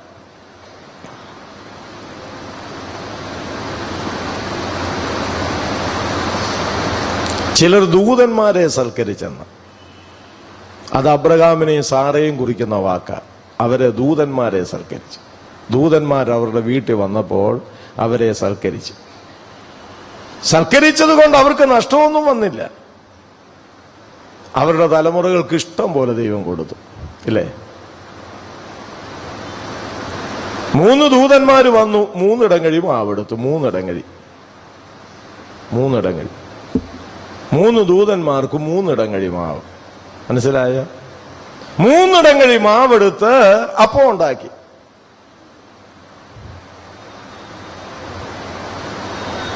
ഇന്നാണ് രാത്രിയിലെ ചോദിക്കും, ബ്രദറിന് പുട്ട് ഇഷ്ടമാണോ എന്ന് ചോദിക്കും. ബ്രദറിന് പുട്ട് എളുപ്പമുള്ള കാര്യമാണ്. ആവി കയറ്റി കമ്പ് കൊണ്ട് തള്ളി മുറത്തിലോട്ട് ഇട്ടാൽ മതി. മറ്റേത് ഇച്ചിരി ബുദ്ധിമുട്ടാണ്. ഇന്ന് ജബോയുടെ വീട്ടിൽ ചെന്നാൽ 1 തരം പാല്, അതൊക്കെ ഉണ്ടാക്കാൻ ഇച്ചിരി ബുദ്ധിമുട്ടാണ്. അതുകൊണ്ട് രാത്രിയിലെ അത്താഴം കഴിഞ്ഞതിന് ശേഷം ആദ്യത്തെ ചോദ്യമാണ്, ബ്രദർ രാവിലെ പുട്ട് മതിയോ? പിന്നെ നമുക്ക് വേണ്ടെന്ന് പറയാൻ നോക്കുമോ? പുട്ടാണേ പുട്ട്, ഏലം പോകുന്നത് വരെ എന്തെങ്കിലും തിന്നണമല്ലോ, ആവട്ടെ. ഞാൻ പറഞ്ഞത് 3 ഇടങ്ങഴി മാവെടുത്ത് അപ്പം ഉണ്ടാക്കാൻ പറഞ്ഞു. അത് ചെറിയ കാര്യമല്ല. 3 ഇടങ്ങഴി മാവെടുത്ത് അപ്പം ഉണ്ടാക്കുക എന്ന് പറയുന്നത് മനസ്സിലാക്കണം. 3 ഇടങ്ങഴി മാവെടുത്ത് അപ്പം കൊടുത്തു. കാലങ്ങൾ കഴിഞ്ഞു. അബ്രഹാമിന്റെ കൊച്ചുമക്കൾ മരുഭൂമി വഴിയായി യാത്ര ചെയ്യുകയാ. അവർക്ക് കഴിപ്പാൻ ദൈവം തേൻ കൂട്ടിയ ദോശ പോലെ രുചിയുള്ള ശക്തിമാന്മാരുടെ അപ്പമെന്ന് വിശേഷിപ്പിക്കുന്ന മന്ന കൊടുത്തു. മന്ന എത്ര വെച്ച് കൊടുത്തു? അതും ഒരിടങ്ങഴി വെച്ച് കൊടുത്തു. ഒരിടങ്ങഴി. അവിടെ കൊടുത്തത് ഒരിടങ്ങഴിയാണെങ്കിൽ ഇവിടെയും ദൈവം അളന്നു കൊടുത്തു ഒരിടങ്ങഴി. അതാണ് തിരുവെഴുത്തിൽ പറയുന്നത്, നീ അളക്കുന്ന അളവിനാൽ നിനക്കും അളന്നു കിട്ടും. മനസ്സിലായോ? അതിഥി സൽക്കാരം, സഹോദരന്മാരെ കൈക്കൊണ്ട് ശുശ്രൂഷിക്കുന്നത് ഒരിക്കലും ഒരു നഷ്ടമല്ലെന്നുള്ളത് നാം മനസ്സിലാക്കണം. അങ്ങനെയൊരു കുടുംബമായിരുന്നു ഇവരുടെ കുടുംബം. മറ്റൊരു കാര്യം നമുക്ക് ഈ കുടുംബത്തെ കുറിച്ച് പറയാനുള്ളത്, ദൈവ വചനത്തിൽ വളരെ നിശ്ചയമുള്ള കുടുംബമായിരുന്നു. അതെങ്ങനെ അറിയാം? 26-ാം വാക്യം, 18-26 അവിടെ പറയുന്നത്, അക്കില്ലാവും പ്രിസ്കില്ലയും അവന്റെ പ്രസംഗം കേട്ടാറെ അവനെ ചേർത്തുകൊണ്ട് ദൈവത്തിന്റെ മാർഗം അധികം സ്പഷ്ടമായി അവന് തെളിയിച്ചു കൊടുത്തു. മനസ്സിലാക്കണം, ആർക്ക് തെളിയിച്ചു കൊടുത്തു? ആർക്ക് തെളിയിച്ചു കൊടുത്തു? പ്രസംഗകന് തെളിയിച്ചു കൊടുത്തു. വലിയൊരു പ്രസംഗകന്, വലിയൊരു ആത്മീയ അദ്ദേഹത്തിന് തെളിയിച്ചു കൊടുത്തു. ആര് തെളിയിച്ചു? ഈ പാവപ്പെട്ട അക്കില്ലാവും പ്രിസ്കില്ലയും. ഇന്നത്തെ അപ്പല്ലോസുമാർക്ക് ഇന്നത്തെ അക്കില്ലാവും പ്രിസ്കില്ലയും തെളിയിച്ചു കൊടുക്കാൻ പോയാൽ എന്നാ പറയും? വേണ്ട, കൊല്ലക്കുടിയില് സൂചിപ്പിക്കാൻ വരണ്ട, ഞാൻ 4 വർഷം പഠിച്ച് BTH എടുത്തേച്ചാ ഇങ്ങോട്ട് വന്നത്. എനിക്ക് ഗ്രീക്കും അറിയാം, ഹീബ്രു അറിയാം, വേണമെങ്കിൽ ലാറ്റിനും അറിയാം. എന്നെ പഠിപ്പിക്കണ്ട. പക്ഷെ നോക്കിയേ, ഈ പ്രഗത്ഭനായ, ഈ വാക്ചാതുര്യമുള്ള ഈ പ്രസംഗകൻ ഇവനെ തെളിയിച്ചു കൊടുത്തു. ആര് തെളിയിച്ചു കൊടുത്തു? ഒരു സാധാരണ വിശ്വാസ കുടുംബം അവനെ വചനം പഠിപ്പിച്ചു. ഞാനത് ഇങ്ങനെ പറയട്ടെ, ദൈവദാസന്മാര്, പ്രസംഗകര് എല്ലാം പഠിച്ചേച്ചിറങ്ങിയവര് ആണോ? അല്ല. എന്നോട് ചിലർ സംശയം ചോദിക്കും, ആ വാക്യം എങ്ങനെയാ? ഞാൻ അവിടെ കിടന്ന് ഉരുളാറൊന്നുമില്ല. ഞാൻ ഓടം പറയാം, എന്റെ പൊന്നു ബ്രദർ പറഞ്ഞപ്പോഴാ, ചോദിച്ചപ്പോഴാ ഞാനത് ശ്രദ്ധിക്കുന്നത്. ഞാൻ ഇതുവരെ അത് ശ്രദ്ധിച്ചിട്ടില്ല. ഞാൻ ഒന്ന് പരിശോധിച്ചതിന് ശേഷം അതിന് മറുപടി പറയാം. ചിലരാണെങ്കിൽ മറുപടി ഉടൻ കൊടുക്കും, പക്ഷെ കൊടുക്കുന്നത് ഇതുമായിട്ട് ഒരു ബന്ധവും കാണത്തില്ലെന്നുള്ള. ഞാൻ പറഞ്ഞിട്ട് അറിയാൻ പാടില്ലെങ്കിൽ അറിയാൻ പാടില്ലെന്ന് അപ്പോഴങ്ങ് പറയണം. അതുകൊണ്ടൊരു ദോഷവും വരികയില്ല. ഈ നാട് മുഴുവൻ പ്രസംഗിക്കുന്ന ഒരുത്തനാ ഞാൻ. എന്നാൽ തന്നെ ചില സമയത്ത് ഫോൺ എടുത്ത് ഞാൻ OMSനെ വിളിക്കും, ചിലപ്പോൾ സൈലാസി നായരെ വിളിക്കും. സൈലാസി നായരെ അദ്ദേഹത്തെ വിളിക്കുമ്പോൾ അദ്ദേഹം ഉടൻ പറയും, ഇതിനല്ലാതെ എന്നെ വിളിക്കാറില്ലല്ലോ എന്ന് പറയും. ഞാൻ അന്നേരം ചോദിക്കും, ഇതിനാണേലും ഞാൻ വിളിക്കുന്നുണ്ടല്ലോ. എനിക്കതുകൊണ്ട് ഒരാക്ഷേപവുമില്ല. ആ വാക്യം ഇങ്ങനെ പറയുന്നു, എന്താ അതുകൊണ്ട് അർത്ഥമാക്കുന്നത് എന്ന് വേറെ ഒരാൾ ചോദിക്കുന്നത് കൊണ്ട് ചാണ്ടപ്പിള്ള അല്ലാതെ വരുന്നില്ല. എനിക്ക് യാതൊരു മൂല്യ ശോഷണവും സംഭവിക്കുന്നില്ല. കാരണം എല്ലാം അറിഞ്ഞുകൊണ്ടല്ല നാം പ്രസംഗകരാകുന്നത്. എത്ര നല്ല മനോഭാവമാണ് ഈ അപ്പല്ലോസ് അല്ല എന്റെ വിഷയമെങ്കിലും ഞാൻ ഓർപ്പിച്ചെന്നേ ഉള്ളൂ. ഈ അപ്പല്ലോസിനെ, ഈ പ്രസംഗകനെ ഇവര് വചനം പഠിപ്പിക്കാൻ തുടങ്ങി. നോക്കണം, എത്ര അനുഗ്രഹിക്കപ്പെട്ട ഒരു കുടുംബമാണ്. ഇവന് വചനം തെളിയിച്ചു കൊടുക്കണമെങ്കിൽ എവിടെ നിന്നാ തെളിയിച്ചു കൊടുത്തത്? പറഞ്ഞേ, എവിടുന്നാ തെളിയിച്ചു കൊടുത്തത്? എവിടുന്ന് തെളിയിച്ചു കൊടുത്തു? തിരുവെഴുത്തിൽ നിന്ന്. ഏത് തിരുവെഴുത്ത്? മിണ്ടത്തില്ലേ? ഏത് തിരുവെഴുത്ത്? അയ്യോ, ഇരിപ്പ് കണ്ടില്ലേ? ഏത് തിരുവെഴുത്ത്? പഴയ നിയമം. അന്ന് പുതിയ നിയമം ഇല്ലല്ലോ. പഴയ നിയമ തിരുവെഴുത്ത്. അപ്പൊ പഴയ നിയമ തിരുവെഴുത്ത് കേൾക്കുക. വളരെ നന്നായി പഠിച്ച് നിശ്ചയം പ്രാപിച്ചിട്ടുള്ള കുടുംബമായതുകൊണ്ടാണ് അപ്പല്ലോസ് എന്ന പ്രസംഗകന് അധികം തെളിയിച്ചു കൊടുക്കാൻ ഇവർക്ക് സാധിച്ചത്. അപ്പൊ ദൈവവചനം പഠിക്കുന്ന ഒരു കുടുംബം, ഞാൻ ചോദിക്കട്ടെ, ദൈവവചനം പഠിക്കുന്ന എത്ര കുടുംബങ്ങൾ ഇവിടെ ഇരിപ്പുണ്ട്? പണ്ട് കാലത്തൊക്കെ കുടുംബ പ്രാർത്ഥന എന്ന് പറയുന്നത് തന്നെ ഒരു ബൈബിൾ ക്ലാസ് ആയിരുന്നു. ഇവിടുത്തെ ഇരിക്കുന്ന പഴമക്കാരോടൊന്ന് ചോദിച്ചു നോക്കിയേ, കുടുംബ പ്രാർത്ഥന ഒരു ബൈബിൾ ക്ലാസ് ആയിരുന്നു. ഭാര്യയ്ക്കും മക്കൾക്കും എല്ലാം ഇരുന്ന് ഈ അപ്പൻ ഇങ്ങനെ പറഞ്ഞു കൊടുക്കും. ഇന്ന് ക്രമമായി വേദപുസ്തക വായന വീട്ടിലുണ്ടോ എന്ന് ചോദിച്ചാൽ തന്നെ വാ പൊളിക്കും. ഞങ്ങളൊക്കെ ചില വീടുകളിൽ പോയി പാർക്കുമ്പോൾ അത്താഴ ഊണ് കഴിഞ്ഞതിന് ശേഷം ഗ്രഹനാഥം പറയും, ബ്രദർ ഇനിയും പോയി കിടന്നോ. ബ്രദർ ഇനിയും പോയി കിടന്നു, ഇവിടെ ഇച്ചിരി ബന്ധപ്പാടൊക്കെ ഉണ്ട്, അത് കഴിഞ്ഞ് ഞങ്ങൾ പ്രാർത്ഥിച്ച് കിടന്നോളാം. അപ്പൊ അവിടുത്തെ പതിവ് അതാന്ന് കൂട്ടിക്കോ. അപ്പൊ ഞാൻ പറയും ഒരു കാര്യം ചെയ്യ്, അങ്ങനെ വേണ്ട, നമുക്ക് ഒന്നിച്ച് കുടുംബ പ്രാർത്ഥന നടത്താം. അങ്ങനെ ഒന്നിച്ച് കുടുംബ പ്രാർത്ഥനയ്ക്ക് ഇരിക്കുമ്പോൾ ഒരു പാട്ടൊക്കെ അങ്ങ് പാടും. പാടിക്കഴിഞ്ഞിട്ട് അടുത്തത് ബ്രദർ ഒരു വേദഭാഗം പറ, നമുക്കത് വായിക്കാം. ഞാൻ പറയും അങ്ങനെ വേണ്ട, ഇവിടെ ക്രമമായി വായിക്കുന്ന വേദഭാഗം ഉണ്ടല്ലോ, അതങ്ങ് വായിക്കേ, നമുക്ക് അത് വായിച്ച് പ്രാർത്ഥിക്കാം. അപ്പോൾ ഈ അപ്പൻ മോനോട് പറയും, എടാ മോനെ, ഇവിടെ വായിച്ചുകൊണ്ടിരിക്കുന്ന വേദഭാഗം വായിക്കാൻ പറയും. അവൻ മിടുക്കനാ, അവൻ ഉടൻ പറയും, അങ്ങനൊരു പരിചയം ഇവിടെ ഇല്ലല്ലോ, അങ്ങനൊരു ക്രമം ഇവിടെ ഇല്ലല്ലോ. അപ്പൊ ഞാൻ പറഞ്ഞതിന്റെ സാരം, വേദപുസ്തകം ക്രമമായി വായിക്കുന്ന സ്വഭാവം പോലും ഇന്ന് വിശ്വാസ കുടുംബങ്ങളിൽ ഇല്ല എന്നുള്ളത് കുടുംബജീവിതത്തിന്റെ ദയനീയമായ പരാജയമാ പ്രിയപ്പെട്ടവരെ, പരാജയമാ. ഞാൻ വിവാഹം നടത്തിയിട്ടുള്ളവര് അങ്ങനെ ചിഹ്ന ഭിന്നമായില്ല, ഒരെണ്ണം പോയി. അത് എന്റെ കുഴപ്പമല്ല, അവരുടെ കുഴപ്പം കൊണ്ടുപോയതാ. ഒടുവിൽ ഞാൻ അന്വേഷിച്ച് പിടിച്ച് ആ വീട്ടിൽ ചെന്ന് സംസാരിച്ചു, ചെറുക്കനെ ഇരുത്തി സംസാരിച്ചു, അവനെ അകത്തെ മുറിയിൽ ഇത് സംസാരിച്ചു. ഞാൻ ചോദിച്ചു, എടാ മക്കളെ, ഇവിടെ കുടുംബ പ്രാർത്ഥനയുണ്ടോ എന്ന് ചോദിച്ചപ്പോൾ അവൻ പറഞ്ഞത്, ഞങ്ങളുടെ അമ്മയ്ക്ക് അതിൽ താല്പര്യമില്ല. എന്നോട് പറഞ്ഞതാ. ഞങ്ങളുടെ അമ്മ അപ്പൻ ഈ കാര്യത്തിൽ താല്പര്യപ്പെടുമ്പോൾ അമ്മ പറയുന്നത്, അങ്ങനെ കുടുംബ പ്രാർത്ഥന നടത്തണമെന്ന് ബൈബിളിൽ കാണുന്നില്ലല്ലോ, അവനവനങ്ങ് പ്രാർത്ഥിച്ച് കിടന്നാ പോരെ. അപ്പൊ പിന്നെ ഇതിങ്ങനെ ആയതിനകത്ത് നമുക്ക് അത്ഭുതപ്പെടാനും ഇല്ല. പിടികിട്ടുന്നുണ്ടോ നിങ്ങൾക്ക്? ക്രമമായി തിരുവെഴുത്തുമായി ബന്ധമില്ലാതിരിക്കുന്നവര്, ദൈവവചനം പഠിക്കാത്തവര്, എന്റെ വാത്സല്യ സഹോദരി സഹോദരന്മാരെ, നമ്മുടെ തലമുറകളിൽ എത്ര പേർക്ക് ദൈവവചനത്തിന്റെ അടിസ്ഥാന ഉപദേശങ്ങളിൽ നിശ്ചയമുള്ളവരായിട്ടുണ്ട്? ഞാൻ ചോദിക്കട്ടെ, നമ്മുടെ കുഞ്ഞുങ്ങളെയൊക്കെ ഉപരിപഠനത്തിന് പറഞ്ഞയക്കുമല്ലോ, ബാംഗ്ലൂരിലും മദ്രാസിലും ചെന്നൈയിലും മംഗലാപുരത്തും മണിപ്പാലിലും ഒക്കെയായിട്ട് പറഞ്ഞയക്കുമല്ലോ. നല്ല നല്ല കോളേജുകൾ അന്വേഷിച്ചാണല്ലോ നാം നമ്മുടെ മക്കളെ വിടുന്നത്. ഞാൻ ചോദിക്കുന്നു, അങ്ങനെ മക്കളെ വിടുവാൻ താല്പര്യപ്പെടുന്ന നാം ഇങ്ങനെയും കൂടെ അന്വേഷിക്കുമോ?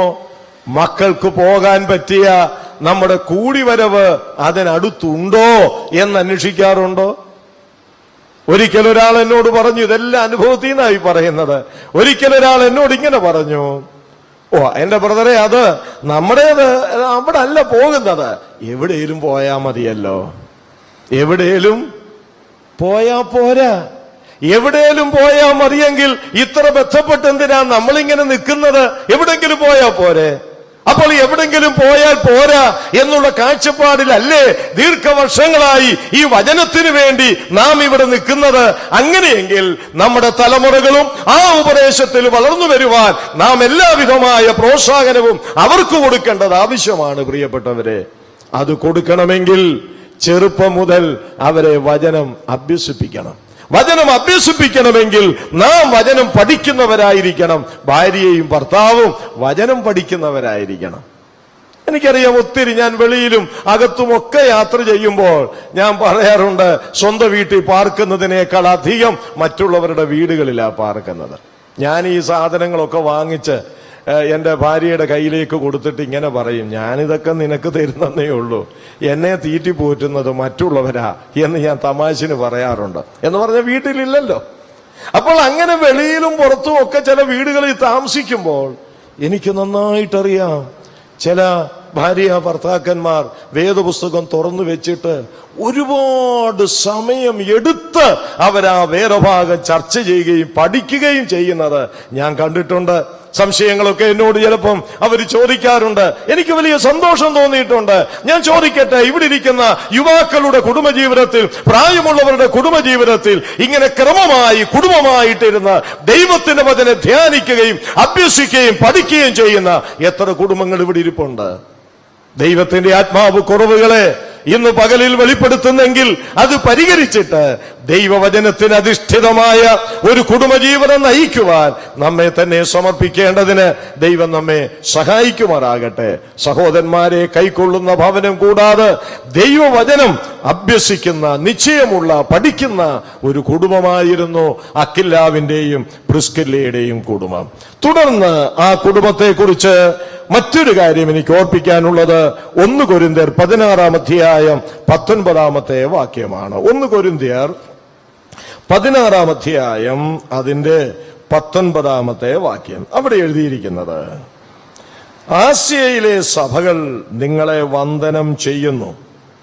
അക്കില്ലാവും പ്രിസ്കയും അവരുടെ ഭവനത്തിലെ സഭയോടുകൂടെ കർത്താവിൽ നിങ്ങളെ വളരെ വന്ദനം ചെയ്യുന്നു. ഇവിടെ പൗലോസ് വന്ദനം ചെയ്യുന്ന കൂട്ടത്തിൽ ആസ്യയിലെ സഭകൾ നിങ്ങളെ വന്ദനം ചെയ്യുന്നു, കൊരിന്ത്യരെ വന്ദനം ചെയ്യുന്നു. അങ്ങനെ കൊരിന്ത്യരെ വന്ദനം ചെയ്യുന്ന സഭകളുടെ കൂട്ടത്തിൽ ഒരു സഭയുടെ പേരെടുത്തു പറയുന്നുണ്ട്. എന്താ അവിടെ വായിക്കുന്നത്?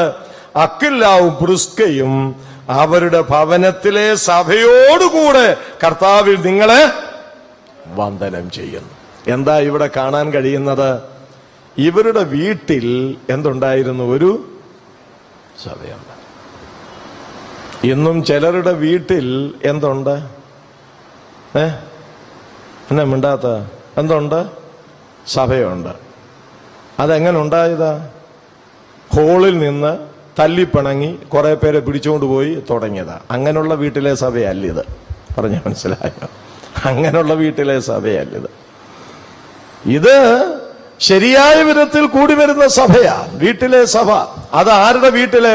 അക്കില്ലാവിന്റെയും പ്രിസ്കില്ലയുടെയും വീട്ടിൽ. പ്രിയപ്പെട്ടവരെ, വേണ്ട, സഭ നിരന്തരമായി കൂടണ്ട. ഒരു കോട്ടേജ് മീറ്റിംഗ് കേൾക്കണം. ഒരു കോട്ടേജ് മീറ്റിംഗ് നമ്മുടെ ഭവനത്തിൽ വെച്ചാൽ അന്നുണ്ടാകുന്ന ബുദ്ധിമുട്ട് ചെറുതല്ല, അല്ലേ? നമ്മുടെ ഹോളിൽ കിടക്കുന്ന മേശ, കസേര, സെറ്റുകൾ ഇതെല്ലാം വലിച്ചു മാറ്റി ഒന്നുകിൽ വെളിയിടണം, അല്ലെങ്കിൽ ഒരു കോണിക്കതിടണം. പിന്നെ പാവിരി, പിന്നെ അത് കഴിഞ്ഞുള്ള ഭക്ഷണം, പിന്നെ അത് കഴിഞ്ഞുള്ള ബന്ധപ്പാട്, പിന്നെ വെളിയിലിട്ടതെല്ലാം അകത്തതിന്റെ ക്രമത്തിലിടുക. അത് ചെറിയ കാര്യമല്ല. അങ്ങനെയെങ്കിൽ ഞാൻ ചോദിക്കട്ടെ, ഒരു സഭ മുഴുവനായി കൂടി വന്നുകൊണ്ടിരിക്കുന്ന ആ ഭവനം ഈ വിഷയത്തിൽ എത്രമാത്രം ബുദ്ധിമുട്ട് അനുഭവിച്ചിരുന്നു എന്ന് നാം ചിന്തിക്കേണ്ടതായിട്ടുണ്ട്. എന്ത് വിഷമാണെന്നറിയാമോ? ഒരിക്കല് ഒരു സഹോദരനിൽ നിന്ന് ഞാൻ മനസ്സിലാക്കിയത്, ഒരു 10-25,000 രൂപ അന്നത്തെ കാലത്ത് കൊടുത്തു വാങ്ങിയ സെറ്റുകളാണ്, നട്ടും ബോൾട്ടും ഒക്കെയുള്ള സെറ്റുകളാണ്. കുറെ കഴിഞ്ഞപ്പോൾ അതിന്റെ നട്ടും ബോൾട്ടും ഒക്കെ അയഞ്ഞ് അതിങ്ങനെ ആടാൻ തുടങ്ങി. അതിന്റെ കാരണം മനസ്സിലായത്, എല്ലാ ഞായറാഴ്ചയും ആരാധന, എല്ലാ ബുധനാഴ്ചയും ബൈബിൾ ക്ലാസ്, എല്ലാ വെള്ളിയാഴ്ചയും ഉപവാസ പ്രാർത്ഥന. അതുകൊണ്ട് അവർക്ക് ആ സമയമെല്ലാം ഈ ഹോളിൽ കിടക്കുന്ന, ഈ ഹോളല്ല ഒരു വരാന്തയാ, അതിൽ കിടക്കുന്ന സെറ്റ് എടുത്ത് അങ്ങോട്ടിടും ഇങ്ങോട്ടിടും, അങ്ങോട്ടിടും ഇങ്ങോട്ടിടും. അതങ്ങനെ അങ്ങ് ആയിപ്പോയതാ. ഇന്നോ ഒന്നന്തരം വെറ്റിഫൈഡ് ടൈലാ ഈയിടെ അങ്ങോട്ടിട്ടതേ ഉള്ളൂ, വില കൂടിയത്. തന്നെയല്ല, ഈ സെറ്റിയൊക്കെ 50,000-60,000 രൂപ വിലയുള്ളത്. ഇതൊക്കെ അങ്ങോട്ടും ഇങ്ങോട്ടും മാറ്റിമറിച്ച് ഇവിടെ വേണ്ട ചാ, വേറെ വില കൊടുത്ത് യോഗം. നമുക്കൊരു കാര്യം ചെയ്യാം, നമ്മുടെ ഇന്നത്തെ യോഗം ഹോളിലോട്ട് മാറ്റാം. തീർന്നല്ലോ. ചില മിടുക്കന്മാര് ചെയ്യുന്നതാ, ഹോളിലോട്ട് മാറ്റാം എന്ന് പറഞ്ഞ ഹോളിൽ അവിടെ കസേരയും വെഞ്ഞും കിടപ്പുണ്ട്, അതേ രീതി കിടക്കുക. ഇവിടെ കൊടുക്കുന്ന ശാപ്പാട് അവിടെ കൊടുത്താൽ മതി. കോട്ടേജ് മീറ്റിംഗ് കഴിഞ്ഞു. ഈ പുള്ളി ഇതൊക്കെ എങ്ങനെ അറിഞ്ഞെന്നല്ലേ? ഇങ്ങനെയാ ഇവിടുത്തെ പണി. ബുദ്ധിമുട്ടാൻ വയ്യ, മനസ്സിലാക്കണം കേട്ടോ. നമ്മൾ വലിയ കാര്യമൊക്കെ പറയുന്നവരാ. വരുന്നവര് ചിലര് ചെരുപ്പിടും, ചിലര് ചെരുപ്പിടുകയല്ല, ചെരുപ്പിട്ടുകൊണ്ട് കയറും. എവിടൊക്കെ ചവിട്ടിയേച്ചാ കയറുന്നത്? പാടാ, വെർട്ടിഫൈഡ്. സിമെന്റ് ഇടാൻ പോലും നിവൃത്തിയില്ലാതിരുന്നൊരു സമയമില്ലായിരുന്നോ? ഇല്ലായിരുന്നോ? എല്ലാവരുടേതല്ലെങ്കിലും ചാണകവും കരിയും കൂടെ മെഴുകി, തറയിൽ മെഴുകി അവിടെ പാവിരിച്ച് കടന്ന പാരമ്പര്യം ചിലരുടെയെങ്കിലും കുടുംബത്തിന്റെ പുറകിലുണ്ട്. മറക്കരുത് നമ്മളത്. ദൈവമക്കൾ ചവിട്ടട്ടെ. ദൈവമക്കൾ വന്നിരിക്കട്ടെ. സെറ്റി അങ്ങോട്ട് മാറ്റിയിട്. പണ്ട് കൊരണ്ടിപ്പലകയല്ലായിരുന്നോ? ഇപ്പോഴത്തെ പിള്ളേർക്ക് എന്താ ഈ കൊരണ്ടിപ്പലക എന്നുള്ളതാ? അത് പിന്നെ പറയാം. മനസ്സിലായോ? ദൈവം ചുറ്റുപാട് തന്നു. ഈ ചുറ്റുപാട് തന്നത് എന്തിനു വേണ്ടിയാണ്? ദൈവസഭയ്ക്ക് വേണ്ടി വിനിയോഗിക്കാനാ. ദൈവം എനിക്ക് വീട് തന്നെങ്കിൽ, ദൈവം എനിക്ക് അതിനുള്ള സൗകര്യങ്ങൾ തന്നെങ്കിൽ, ദൈവം എനിക്ക് വാഹനം തന്നെങ്കിൽ. ചിലര് വാഹനത്തിൽ ഒറ്റ എണ്ണത്തെ കയറ്റുകയില്ല. അതും പറയാതിരിക്കാൻ നിവൃത്തിയില്ല. ഇടയ്ക്ക് ഓർത്തു പോയപ്പോൾ അതുകൂടെ പറഞ്ഞില്ലെങ്കിൽ ശരിയാകുകയില്ല. 6 പേർക്ക് കയറാവുന്ന വാഹനം, 6 പേർക്ക് കയറാവുന്ന വാഹനമാണ്. ഇവർ 2 പേരേ ഉള്ളൂ. ക്ലാസ് അങ്ങ് ഇട്ട് കഴിഞ്ഞാൽ പിന്നെ പുറത്ത് നിൽക്കുന്നവർക്ക് അകത്തുള്ളവരെ കാണാൻ പറ്റുകയില്ല. ഇന്ന് പിന്നെ ഗവൺമെന്റ് ഒരു നിയമം ചെയ്തു, അതെല്ലാം വലിച്ചു പറിച്ച് കളഞ്ഞേക്കണമെന്ന്. അതുകൊണ്ട് ഇപ്പൊ എന്ത് ചെയ്തു? കർട്ടൻ ഇടാൻ തുടങ്ങി. വീട്ടിൽ കർട്ടൻ ഇടയിലും കാറേ കർട്ടൻ ഉണ്ട്. പറയുന്നത് മനസ്സിലാക്കണം. ഉള്ളതായി ഞാൻ ഈ പറയുന്നത്. പിന്നെ ആരെയും കൊണ്ടുപോകണ്ടല്ലോ, ആരെയും കൊണ്ടുപോകണ്ട.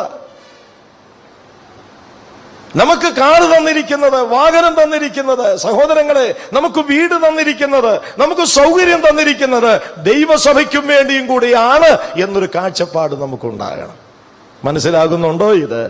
ഈ വീട്ടുകാർ ഒരു സഭാ കൂടി വരവിന് എത്രമാത്രം ബുദ്ധിമുട്ടുകൾ അനുഭവിച്ചു കാണും. ആ ബുദ്ധിമുട്ടൊക്കെ ക്രിസ്തുവിനും അവിടുത്തെ സഭയ്ക്കും വേണ്ടി എന്നുള്ള കാഴ്ചപ്പാടില് അവരത് അനുഭവിക്കുക ചെയ്തത്. സഭയോടുള്ള അവരുടെ താല്പര്യം, അതാണ് ഞാനിവിടെ ഉദ്ദേശിക്കുന്നത്.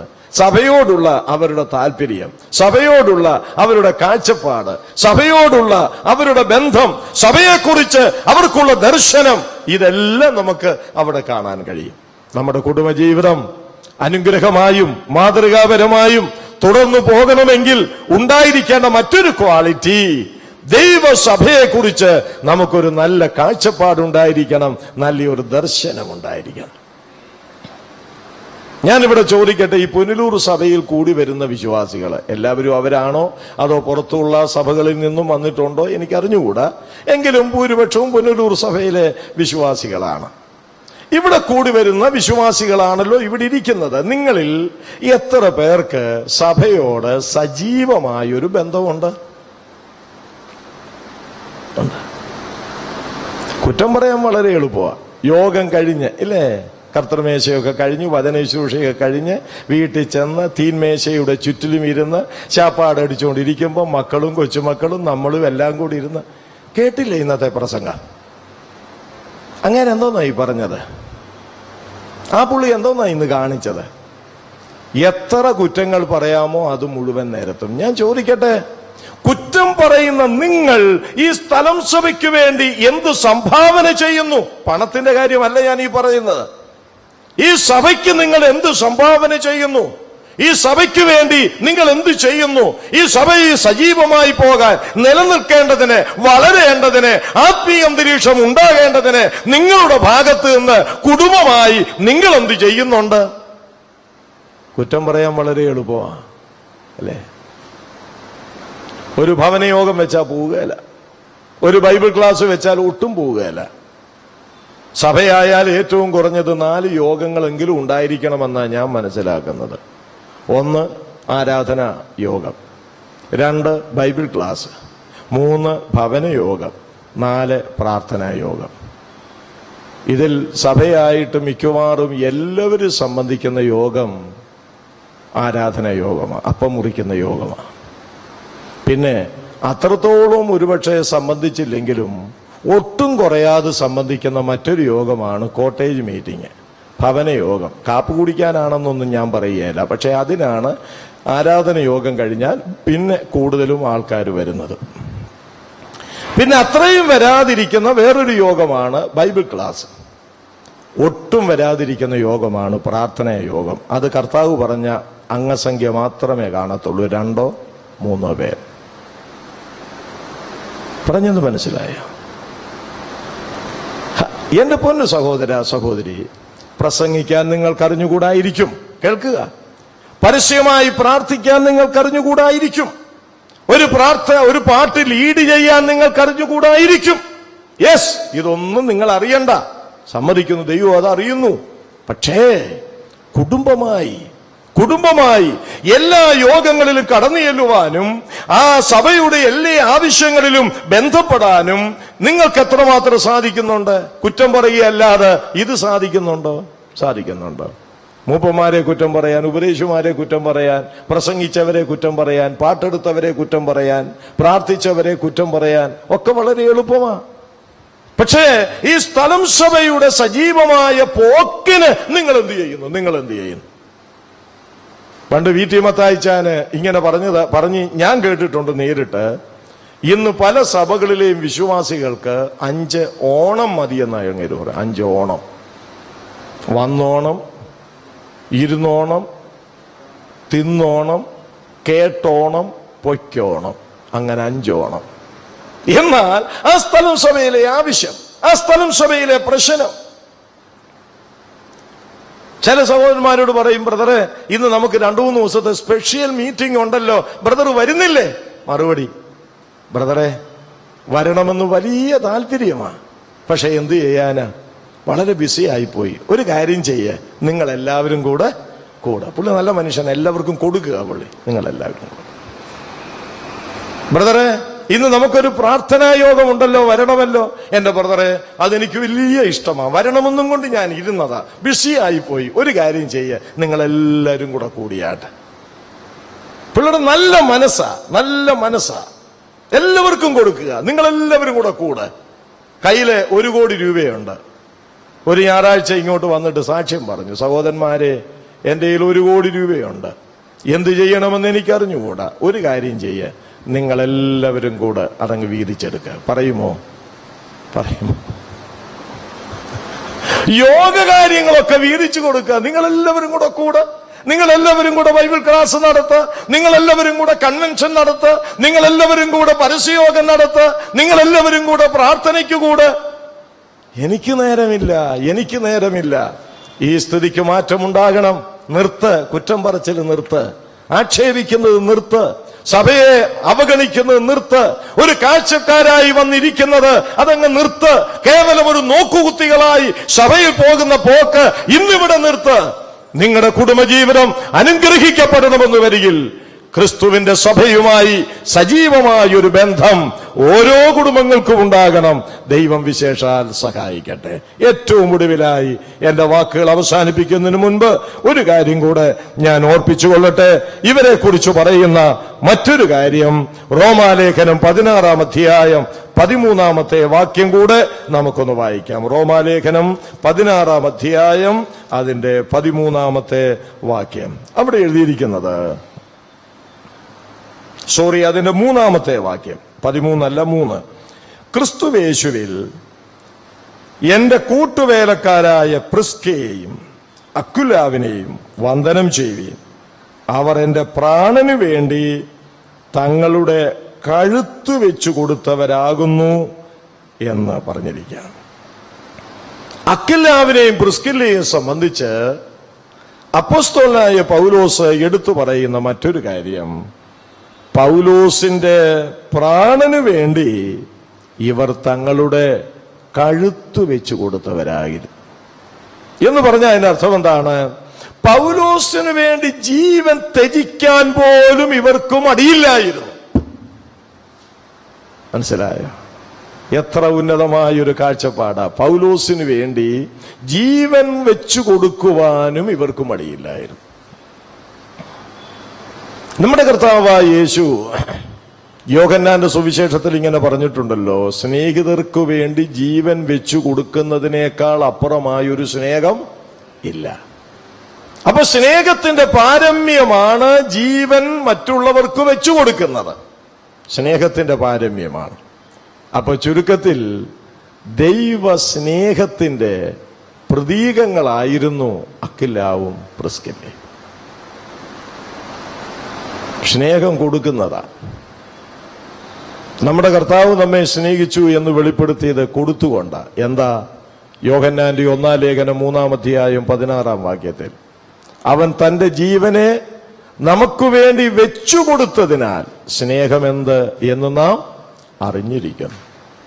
അങ്ങനെയുള്ള സ്നേഹം, ദൈവസ്നേഹം, കൊടുക്കുന്ന സ്നേഹം, നിസ്വാർത്ഥമായ സ്നേഹം, ദോഷത്തെ കണക്കിടാത്ത സ്നേഹം, ആ ദൈവസ്നേഹത്തിന്റെ പ്രതീകങ്ങളായിരുന്നു അക്വിലാവും പ്രിസ്കില്ലയും. പ്രിയപ്പെട്ടവരെ, ഞാൻ ചോദിക്കട്ടെ, ഇങ്ങനെ നമ്മുടെ സഹോദരങ്ങളെ സ്നേഹിക്കാൻ നമുക്ക് സാധിക്കുന്നുണ്ടോ? അതാണ് സ്നേഹം. ദൈവത്തെ സ്നേഹിക്കുന്നവർക്ക് മാത്രമേ ദൈവജനത്തെ സ്നേഹിക്കാൻ സാധിക്കുകയുള്ളൂ. ദൈവത്തെ സ്നേഹിക്കുന്നെങ്കിൽ ദൈവജനത്തെ സ്നേഹിക്കും.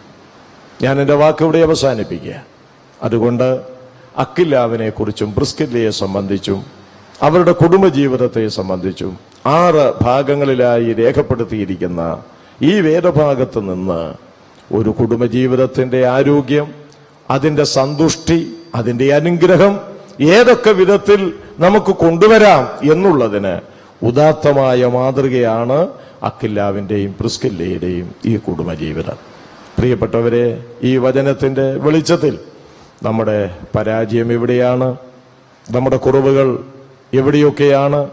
എവിടെയാണ് പെശക് സംഭവിച്ചിരിക്കുന്നത് എന്ന് മനസ്സിലാക്കി അതൊക്കെ പരിഹരിച്ച് ദൈവത്തിനും മനുഷ്യർക്കും പ്രയോജനമുള്ള ഗുണകരമായ ഒരു കുടുംബജീവിതം നയിപ്പാൻ ദൈവം നമ്മെ സഹായിക്കട്ടെ.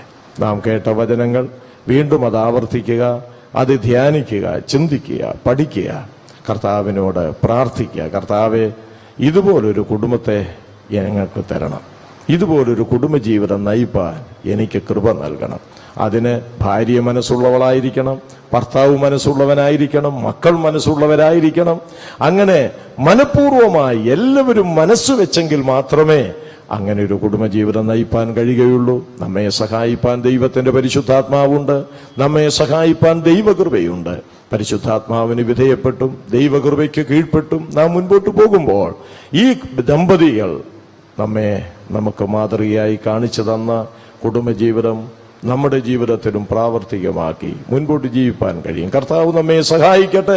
നമ്മുടെ പോരായ്മകളെല്ലാം ഈ 2012 ഒടുവിൽ അവസാനിപ്പിച്ച്, പ്രിയപ്പെട്ടവരെ, ഇതെല്ലാം പരിഹരിച്ചുകൊണ്ടുള്ള അനുഗ്രഹീതമായൊരു കുടുംബജീവിതം 2013 മുതൽ ആരംഭിക്കുവാൻ ദൈവം നമ്മെ സഹായിക്കട്ടെ. ഈ 12 പരാജയങ്ങള്, തോൽവികള്, അവിശ്വസ്തതകള്, അവിശ്വാസങ്ങള്, അശുദ്ധികള് ഇതെല്ലാം സംഭവിച്ചിട്ടുണ്ട്. അതിന്റെ പരാജയങ്ങൾ നാം ഏറ്റുവാങ്ങിയിട്ടുമുണ്ട്.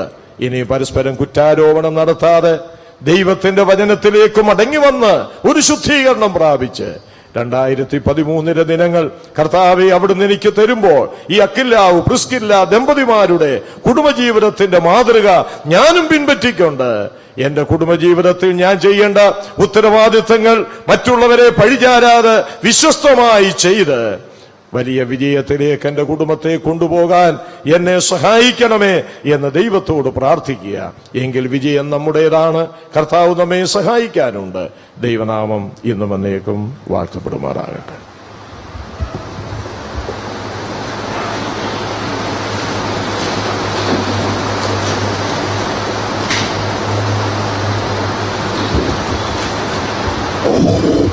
പുനലൂർ സമന്തൂർ സഭയുടെ കൺവെൻഷനോടനുബന്ധിച്ച് കുടുംബസംഗമത്തിൽ കടന്നു വന്ന എല്ലാവർക്കായി നന്ദിയോടെ സ്തോത്രം ചെയ്യുന്നു. നമുക്ക് ആവശ്യമായിരിക്കുന്ന ഹൃദയപരിശോധന ചെയ്യുന്നതിന് വേണ്ടിയുള്ള ആവശ്യമായ ദൂതാണല്ലോ കർത്താവ് കൂടി കേൾപ്പാനായിട്ട് ഇടയായത്. കുടുംബജീവിതത്തെ നാം ഓരോരുത്തരും പരിശോധിക്കാം. നമ്മളാരും തികഞ്ഞവരല്ല. ബലഹീനതകളിൽ കൂടി കടന്നു പോകുന്ന ജഡശരീരത്തിൽ ജീവിക്കുന്നവരാണ്. ആകയാൽ കേട്ട വചനത്തിൻ്റെ അടിസ്ഥാനത്തിൽ തിരുത്തുകൾ ആവശ്യമെങ്കിൽ ഓരോരുത്തരെ തിരുത്തി വരുന്ന ദിവസങ്ങളിൽ കർത്താവിൻ്റെ നാമത്തിനായി ജീവിപ്പാൻ നമുക്ക് തീരുമാനങ്ങളെടുത്ത് പിരിയാം. കടന്നു വന്ന എല്ലാവർക്കും ആഹാരം ക്രമീകരിച്ചിട്ടുണ്ട്. അതിൽ പങ്കുചേർന്നേ പോകാമെന്നും പ്രത്യേകമായി ഓർപ്പിക്കുന്നു. നമുക്ക് പ്രാർത്ഥിക്കാം. സ്നേഹവാനായ ദൈവമേ, സ്വർഗ്ഗ നല്ല പിതാവേ, ഈ ചോരെടുത്ത സമയത്തിനായിട്ട് നന്ദിയോട് സ്തോത്രം ചെയ്യുന്നു. പുനലൂർ ചെമ്മന്തൂർ സഭയ്ക്ക് വേണ്ടി പ്രത്യേകം പ്രാർത്ഥിക്കുന്നു. 93ാമത്തെ കൺവെൻഷനോടനുബന്ധിച്ച് നടത്തപ്പെട്ട ഈ കുടുംബസംഗമത്തിൻ്റെ യോഗത്തിനായി പ്രത്യേകം പ്രാർത്ഥിക്കുന്നു. താല്പര്യത്തോടെ കടന്നു വന്ന എല്ലാവർക്കായി നിന്നോട് സ്തോത്രം. പ്രതിയാകർത്തദാസിനെ ആത്മനോട് കടന്നു വരുവാൻ കൃപ ചെയ്തതിനായി സ്തോത്രം. ഞങ്ങൾ കൂടി ഘടിപ്പിക്കട്ട കുടുംബജീവിതത്തിൻ്റെ വിവിധ വശങ്ങൾ ഞങ്ങൾക്ക് കേൾപ്പാൻ ദൈവദാസൻ കൂടി ഇടയാക്കിയല്ലോ അതിനായി സ്തോത്രം ചെയ്യുന്നു. ആ ഓരോ കാര്യങ്ങൾ കർത്താവയോടെ ഞങ്ങളുടെ ജീവിതത്തിലുള്ള ബന്ധത്തിൽ പരിശോധിച്ച് ക്രമീകരണങ്ങൾ ചെയ്യുവാൻ വരും ദിവസങ്ങളിൽ പുതിയ കാഴ്ചപ്പാടോടും തീരുമാനത്തിലൂടെ കുടുംബജീവിതത്തെ നയിപ്പാൻ, സാക്ഷ്യമുള്ളവരായി ജീവിപ്പാൻ, സ്ഥലസഭയ്ക്ക് ഉപകാരമുള്ളവരായി ജീവിപ്പാൻ, സുവിശേഷത്തിൽ തൽപരരായിരിക്കാൻ, അങ്ങനെയുള്ള വിഷയങ്ങൾ ഞങ്ങൾ വരും ദിവസങ്ങളിൽ പ്രമാണിച്ചുകൊണ്ട് ജീവിപ്പാൻ ദൈവം കൃപ ചെയ്യണമെന്ന് പ്രത്യേകമായിട്ട് പ്രാർത്ഥിക്കുന്നു. ഓരോരുത്തരും അവരുടെ കുടുംബജീവിതത്തെ പരിശോധന ചെയ്യുവാൻ ഇതൊരവസരമായി തീർക്കണം എന്നും അവിടുത്തോട് അപേക്ഷിക്കുകയാണെന്ന് കർത്താവേ. കടന്നു വന്ന എല്ലാവർക്കായും സ്തോത്രം. കർത്തദാസിനെ ഒരു പ്രാവശ്യം കൂടി തിരുസന്നിലേക്ക് പരിമേൽപ്പിക്കുന്നു. ആവശ്യമായ ദൈവകൃപകളാൽ വരും ദിവസങ്ങളിൽ പ്രിയദാസിനെയും സഹായിക്കുകയും വഴി നടത്തണമെന്നും തൻ്റെ കുടുംബത്തെയും സഹായിക്കണമെന്നും പ്രത്യേകമായിട്ട് പ്രാർത്ഥിക്കുന്നു. അവിടുത്തെ സാന്നിധ്യ അനുഭവത്തിനുള്ളതായി സ്തോത്രം. കടന്നു വന്ന എല്ലാവർക്കായി സ്തോത്രം ചെയ്യുന്നു. അവിടെ ഞങ്ങൾ പ്രാർത്ഥന കേട്ടതിനാലും സ്തോത്രം. അവിടുത്തെ പുത്രനും ഞങ്ങളുടെ കർത്താവുമായ ക്രിസ്തു യേശുവിൻ്റെ വലിയ നാമത്തിൽ അപേക്ഷിക്കുന്നു. ദയുണ്ടായി കേൾക്കുമാറാകണമേ. ആമേൻ. ഇപ്പോൾ ആഹാരത്തിന് വേണ്ടിയും സ്തോത്രം ചെയ്യാം. സ്നേഹവാനായ ദൈവമേ, സ്വർഗ്ഗ നല്ല പിതാവേ, ഈ യുഗത്തുള്ള ബന്ധത്തിൽ ഒരുക്കിയിരിക്കുന്ന ആ സൽക്കാരത്തിന് വേണ്ടി നന്ദിയോടെ നിന്നുകൊണ്ട് സ്തോത്രം ചെയ്യുന്നു. അതിനെ ശുദ്ധീകരിച്ച് തരണമേ. അതിൻ്റെ ബലവും ഭക്ഷിച്ച് ബലപ്പെട്ടവൻ്റെ ബലവും അവിടുത്തെ നാമത്തിനായി പ്രയോജനപ്പെടുത്തുവാൻ ക്രിസ്തുയേശു മൂലം കൃപ ചെയ്യുമാറാകണമേ. ആമേൻ. നമ്മുടെ കർത്താവായ യേശു ക്രിസ്തുവിൻ്റെ കൃപയും പിതാവായ ദൈവത്തിൻ്റെ സ്നേഹവും ആശ്വസിപ്പിക്കുന്ന പരിശുദ്ധാത്മാവിൻ്റെ കാവലും ആശ്വാസം കൃപകളും വരും ദിവസങ്ങളിൽ അടിയങ്ങളോടും ഇന്ന് കടന്നു വന്നാൽ ആ പ്രിയപ്പെട്ടവരോടും വിശേഷാൽ കർത്തദാസനോട് കൂടെയും പൂരമുള്ള വിശുദ്ധന്മാരോട് കൂടെ ഇന്നും എന്നേക്കും ഉണ്ടായിരിക്കുമാറാകട്ടെ.